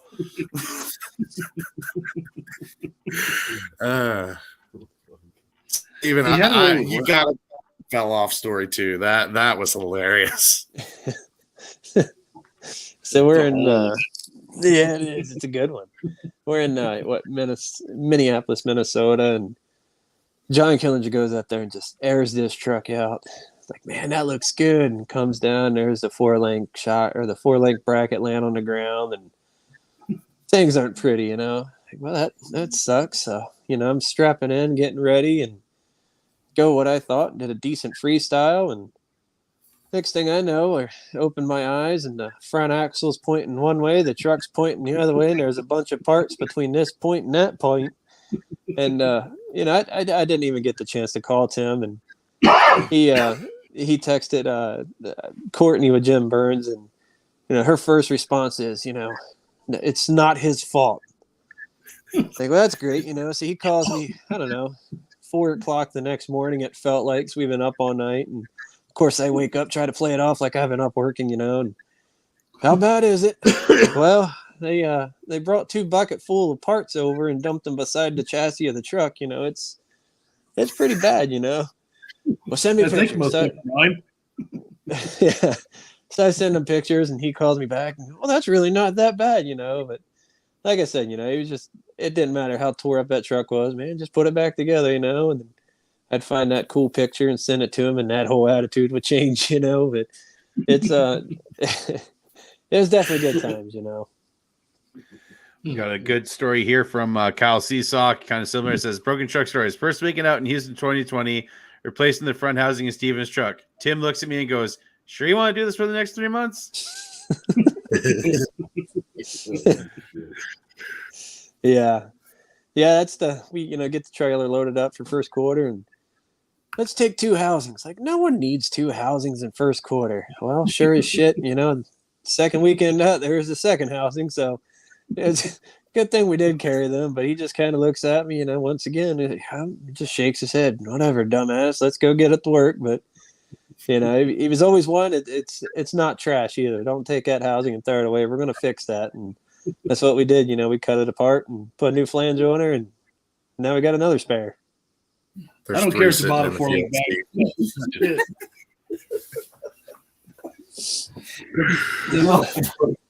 He's a hoarder. One of my favorites is always at the end of World Finals. At the end of World Finals, it's Sunday. Everybody's kind of collecting their shit. You walk by Tim Mente's trailer, and there's a whole heap of parts. Now, Steve's truck hasn't done nothing since Thursday, and he made it through racing just fine. There's a whole heap of parts because Tim decided, well, it's 6 o'clock in the morning, ain't nobody here. Let's see what's in the dumpster. Oh, that's not bent that bad. Oh, shit, I can straighten this. Oh, look, those splines they're only slightly twisted. They'll go in a rear end. You just need a bigger hammer. You do inventory, next thing you know, you got 26 bent sway bars. Fuck, one of them will go in. No, they're all just jump roped, but we can fix that. I can. Yep. Well, I don't know. What do you guys got? I mean, like I said, we can do this all night. I'll sit here trade stories. There's plenty. Oh, yeah. Lord. There's so many stories from over the years. I mean, God. What was that? Something I wanted to ask Steven, and I completely forgot about now. Now's not the time to ask him to marry you, CJ. Yeah. No, he's got Colleen for that. Yeah. We'd have to move to one of them Western states where that's allowed. I'm good though, Steve. Drink that special beer. Oh goodness! One memory that sticks out to me. We were in Florida, and then I bent or broke the bolt. Going through the tie rod, through the knuckle, and all that stuff. We're sitting there beating on this thing and beating on it. We finally get it out, and it's just egged enough where the bolt doesn't go in. So Tim's out there with a brand new impact or a brand new drill with a reamer, just going to town. I don't know how he did this. Somehow, some way, he catches his lip with the drill. Stands up, doesn't say a word. Just sits the drill, sits it down. Brand new. Goes to the trailer, gets the sledgehammer, just trashes that damn thing. That motherfucker, the drill's fault. Absolutely, the drill's. So now there we are trying to put a body back together with no drill. And I don't know if you ever tried that, but that's pretty damn hard. Sitting out there with a hand drill like you're Amish. Yeah. You look like the guy on the side of Stone Crusher just hitting rocks together, hoping to make a hole. Oh, man. Well, my favorite always be climbing in a toter home and thinking, oh, this is going to be cool. I'm traveling with beds and refrigerator and a bathroom. And instead, I was in a toter home, but the refrigerator didn't work. There was a supercharger and a blower in the bathroom, so you couldn't use that. I mean, we was rolling high, y'all. We was rolling high. You had a bed, though. You can say that. I did have a bed. Oh, goodness, man. There's a lot of times in that old International. Steven, what's the mileage on it? Because the mileage stopped working when we still had it. It's I drove that rig for 8 years, and it started with 659,000 and some change, and when I dropped out of it, it had 659,000 and some change on it. We would pull into stops, and they would ask, "What truck number?" 1. Mileage, and they would both at the same time. Bam. 659. Well, I had to laugh. I had to laugh riding with him because his favorite spot to ride in that thing was on the couch. Yep. And I go back there one day, and he's sitting there smoking, and he puts a cigarette out in the windowsill. And I'm like, "What are you doing?" "What?" I'm like, "There's no screen on the window." I'm like, "Throw it out. Why are you putting it there?" "Oh. All right, okay." Yeah, I remember that. After a while, it was, it's off track and it's broken now, and I don't feel like putting it back on track. I'm like, well, I'll get you a butt cup, Dad.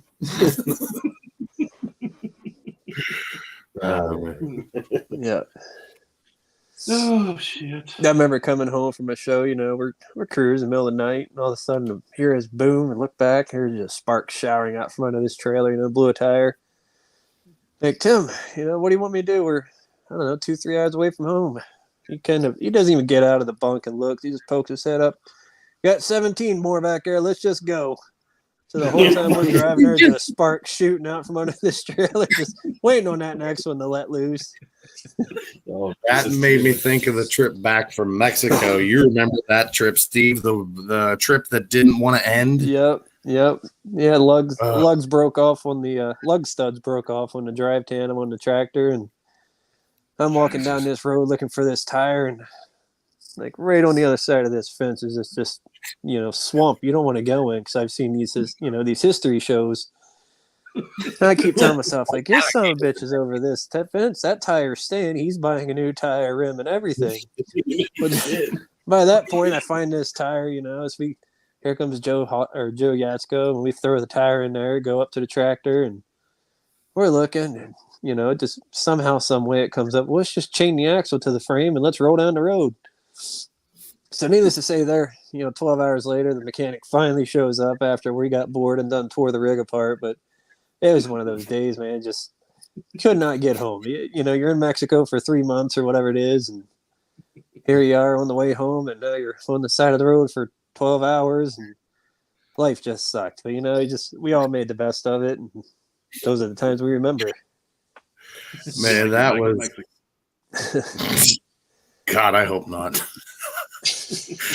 That was a crazy trip though, because that happened. We're like, all right, let's chain it up and we'll push in the diff divider and try and get up the road. He gets just about to the high side, and it starts skipping in the front rear. And we figured out there was 2 teeth missing on the ring gear later. And so that's why we waited for the guy. We had all the lug studs and everything pulled apart. All he had to do was put new lug studs in and throw the tires on. A couple hours later, Steven and I are cruising. We're listening to music. I was looking at him. I was like, hey, man. It's like, what do you think we're going to do about all the diamond plate on the deck? He's like, I don't know. Well, either we'll probably cut it off and fix it, or just cut it off and leave. Boom! Deer bounces off the belly box and then hits the jack foot leg and goes like this through the highway. And I was like, what the hell was that? He's like, Bambi just got depressed, and Bambi's now gone to cyclones down the highway. And it wasn't the same side, so you had to fix 2 sides of this rig now. Oh, my Lord. Oh, man. There's so much crazy stuff I've done with that man on monster trucks, tree service. It's just it's hard to believe he's gone. I know everybody else feels the same too. Well, CJ, I mean, do you want to put it out there? Do you want to let everybody know about the service and everything? And yes. All right. So his service is going to be, let me double check calendar. Tuesday, May 9th. It's Tuesday, May 9th, and it's going to be from 2 p.m. until whenever the hell everybody decides to leave. We're going to have we're trying to get a head count by the 28th, that for catering and everything, but 8,000 people. We have plenty of room to accommodate for rigs. It's going to be at my parents' house. We've got enough parking in our house for at least 4 or 5 rigs. There's a cul-de-sac across the street we can park 2 or 3 in, and our neighbors, they have a trucking company, and they said we can put about 3 to 5 rigs in there. So any teams that are coming, we've got room if you're in between shows. We just wanted to do it midweek, try and make it as easy as possible, because I know with other people's, like Michael Thompson's services, it was hard for some people because they had contracts and everything. They couldn't make it but wanted to. So we figured this would be an easy way for our industry to try, and everybody that can make it can, and those that can't because of work, we understand. Obviously, he wouldn't hold it against anybody. He understands. Y'all know that. He wasn't a grudging person. He'd probably rather work. yeah, he would. Yeah, it's Mm-hmm. Do I It'll get be to in come? a- Do I get? I've already got my flights booked. Do I get to come turn the shop lights on? You can come turn the shop lights on. Just don't sit there and flicker them like a 6-year-old. Shut up. I'll do what I want. We have a big fan in the shop too, Cam, so you won't be hot. I promise you. The fan works well. Sweet. All right. Perfect. Uh, Well, guys, I thank you very much for coming on. I knew it was going to be hard, but I think it was good. Glad your mom watched. Sandy, if you're still watching, we all love you. And She did want us to say thank you to everybody for her and our sisters, Taylor, Corinne, and Trisha as well. and To yourself. everybody and me. Thank you to everybody for everything everybody has said and done to help her and for him, really. And yeah, thank you guys for having us on, letting us do this. And again, for Mike Harper, Zane and Lindsay Ratu, Don and Jimmy Cretin, Mike Hawkins and Joe Yatsko and Rylan for helping bring that truck home for me. It was definitely a very emotional moment, but it will definitely be cherished. Well, dude, hang in there. Whole family, hang in there. Give your mom a hug for me. Steve, thank you, dude. Appreciate it. Yes, sir. And hopefully we do not have to do this anytime soon again. But I will see you guys next month. And thank you guys. Any last things Thanks you guys for having want to us. say? Thanks for joining, Cheech. Hey, thanks. I was in the back area. I was the bouncer. You can come in. Cheech is back watching the door, making sure you get rip rap. Yeah, I was checking out you look all right. All right, come on in. But thank you for allowing us to do this. And Cam, thank you for setting this all up. I remember you doing that for Scott. And the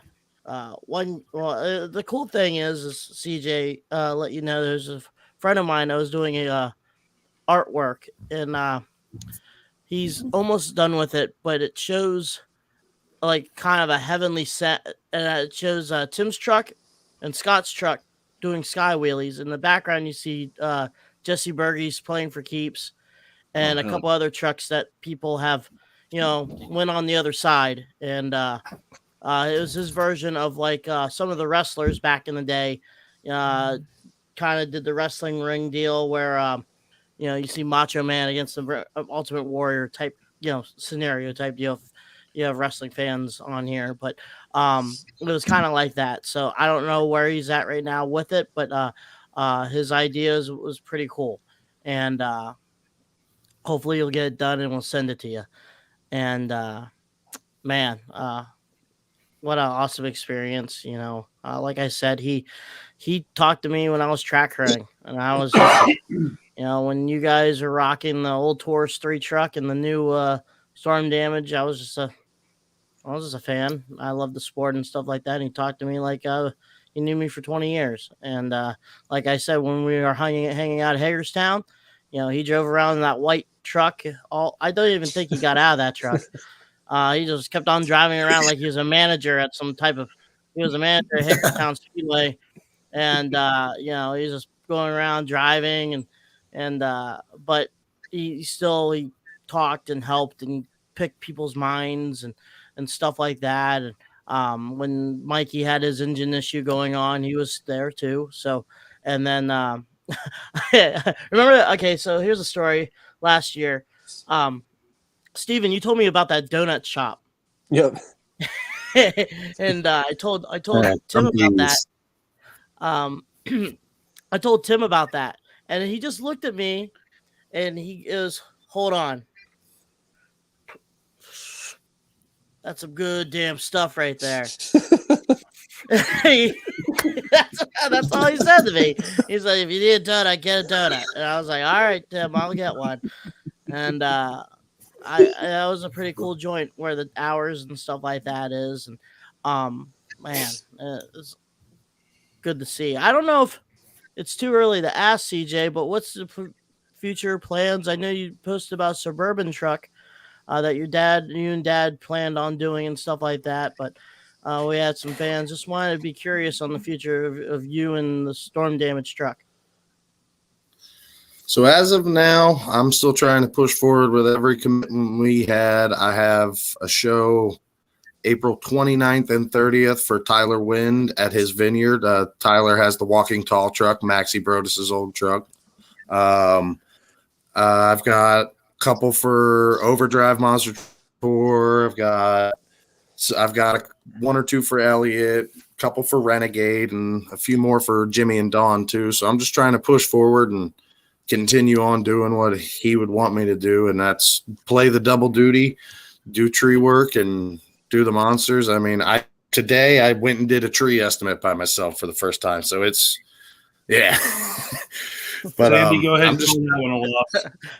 I can see it yeah, now. she's out on the tree job until about 45 minutes ago, pulling a tree off of a house. So we're still trying to push forward and do what he would do. And in regards to the Suburban, Right now, I've been in contact with TJ Andis. He's been designing it for a while now, and actually just before all this stuff happened, I was like, hey, I got to get a hold of him. I haven't talked to him in a while. So him and I have been bouncing some ideas off of each other. We've got some stuff coming, and I'm just going to leave it at this. I'm prepared to hear some son of a digger jokes with the design. So just take that with what you will and let your imagination run. If you don't Call it the like Bob it, Ross edition. Let your imagination go goodness. wild. Once you see it, you'll look at it and go, all right, the son of a digger joke makes sense now. It's definitely got some vibes there just because of what I wanted to do with it. And it was just something we were both really looking forward to do, and can't wait to have Eddie come up or Steven help me build the Gravedigger style halo for the back, because that body's going to be a pain in the ass to mount. double bar the hoop on the side, so don't punch through as easy. I'm just telling you. Well, yeah, I could call you too, Cam. I guess your old SUV bodies are close to that. I'll call you and bug you now. Nah, Good job, Cam. No, you're fine. I'm sorry. I got a show that weekend. That's having puppies rearranging the sock drawers, my dad would say. Oh, goodness. Man. All right, fellas. Well, like I said, guys, thanks for coming on. Cheech, Brad, I can't thank you guys enough for letting me do this. I think this was cool. And like I said, hopefully we'll see as many people as possible next month. And hopefully we don't do this again anytime soon. No. For sure. Hope to see one another under better circumstances here. Yeah. But I'll see you sometime this week, Steve. Yeah, don't remind me. I was just on the phone with you an hour before this started. Well, he's laughing his ass off going, I made you fuckers cry. Yeah. Yep. All right. So you say that. The Bill Brockman, he popped his head into my truck the other day. He goes, the next time I see your dad, I'm going to tell him, you fucker, you made me cry and there's nothing I could do about it. Yep. Amen to that. Thank you guys so much for doing this for my dad and everybody. It's really appreciated. Well, we'll have an episode with you, CJ, of just about you, and we'll have fans asking questions and stuff like that too. And but still, this is an awesome time and good stories, good talks, a good celebration. Like you said, May 9th, I believe, the celebration, correct? And yes, Tuesday, May 9th. So that's gonna be a good time. And man, guys, thank you for being on, like I said, and thank you, Cameron, for setting this up, and thank you for everyone that's being on here also. Travis, Nick Davis, Travis Mowry, Corey, Corey Snyder. How many other people? Tanner, Josh Garcia. And everyone else that popped in the comments too. That President Burzy and Hawkins and all them people too. Thank you for being on also. And the Queen, Sandy herself. Yep. Glad she was. And man, that's like I said, it's a good time. Just to let you guys know, next week's guest, it's actually a Monster Jam driver. Ooh. It's Ashley Stanford. So she drove the Megalodon truck for the West Arena tour. She'll be on next week. So once again, we can go on for hours. Do that. So once again, Brad, you want to close this up? Yep. So guys, as we always do at every show, check up on your friends and family. Mental health is important. You never know what somebody's going through. I've been dealing with some stuff myself. Just being open and honest. That's the kind of guy I am. But if you're struggling, message somebody. We want to keep you around for a long time, and we don't want to lose you. And guys, again, thank you to everybody that's come on. CJ, you know, it's going to be awesome to see what you're going to do with Storm Damage in the name and keeping your dad's legacy alive and keeping the Mente name out there for the monster truck industry. And, you know, just again, thank you to everybody that's come on. And same time, also, one more thing, Brad. This is also going to be on iTunes and Spotify. Yeah, it will be on iTunes and Spotify after the show. You know, we always try to make sure we get them on afterwards.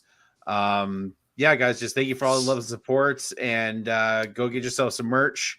We have a merch up on our Facebook page and everything, and you know, thank you all the support. All right, guys, keep the rubber side down and the shiny side up. Peace.